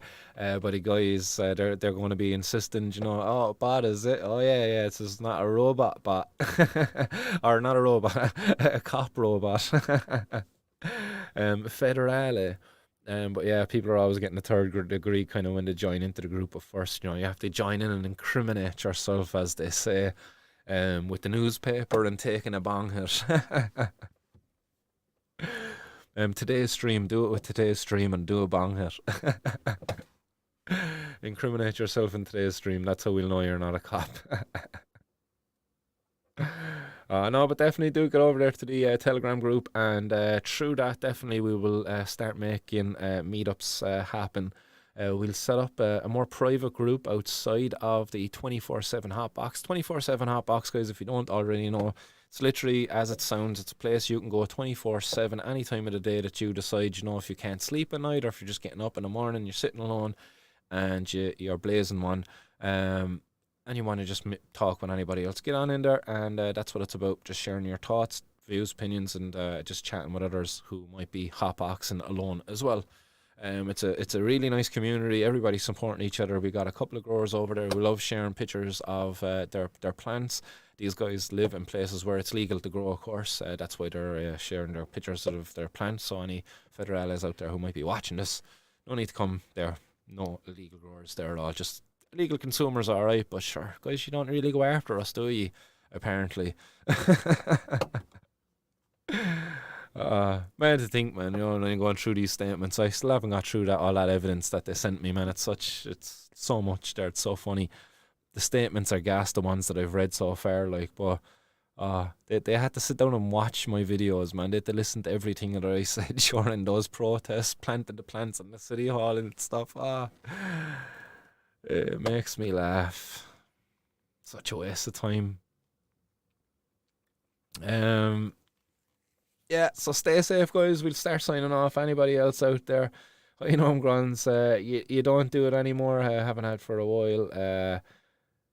Who's giving me stick there for the long goodbyes again? The Roving Reporter says, no long goodbye here, move along. Tinkle Tink says, will 2024 be the year for change? I certainly think so anyway, and Germany will change the game, as they say. Miles Chronic says, I will do, Martin, thank you very much. I'll pass the bong test, no problems at all. Yes, there we go. Take one for the team, Miles Chronic. I look forward to seeing that, bud. To everybody else, guys, it's been an absolute pleasure. Have a nice, hopefully blazed weekend. You know, stay lit out there, guys. Keep her lit. And yeah, I'll see you back here maybe the same time next week for this 420 news. I'll see you Wednesday, guys. Jeez, what am I'm forgetting? I'll see you Wednesday. We'll be definitely going live on Wednesday as we journey up to Dublin for the debate and vote on the decriminalisation of cannabis bill. So I'll see you then for a stream. So mark that in your calendar, guys. If you can't make it up there to Dublin, if you're unfortunate enough not to be able to make it up there to the viewing gallery to witness this as it happens, then you will have the opportunity, hopefully through Martin's World, to be able to watch it. It'll be up there on Oireachtas TV live as well, so if I'm not able to stream it live from inside, if they kind of restrict our use of our phones up there some way, then check it out live on Oireachtas TV.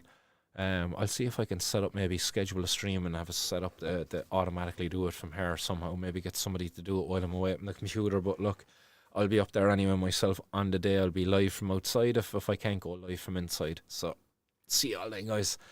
Stay safe out there, guys. Keep her lit. The Roving Reporter says, don't go too junky field. Too junkified this weekend. Junkified. Are you referring to my abuse of junk food? Is that what you're saying there, man? Because you're definitely not one of these people who would label a drug consumer as a junkie. So I'm going to take it that was a reference to my abuse of chocolate biscuits there and tea a while ago.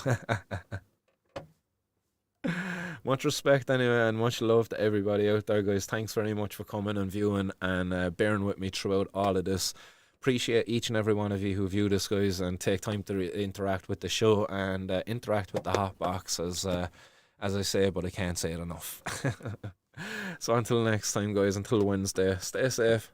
Bye bye. Long Irish goodbye. Yay.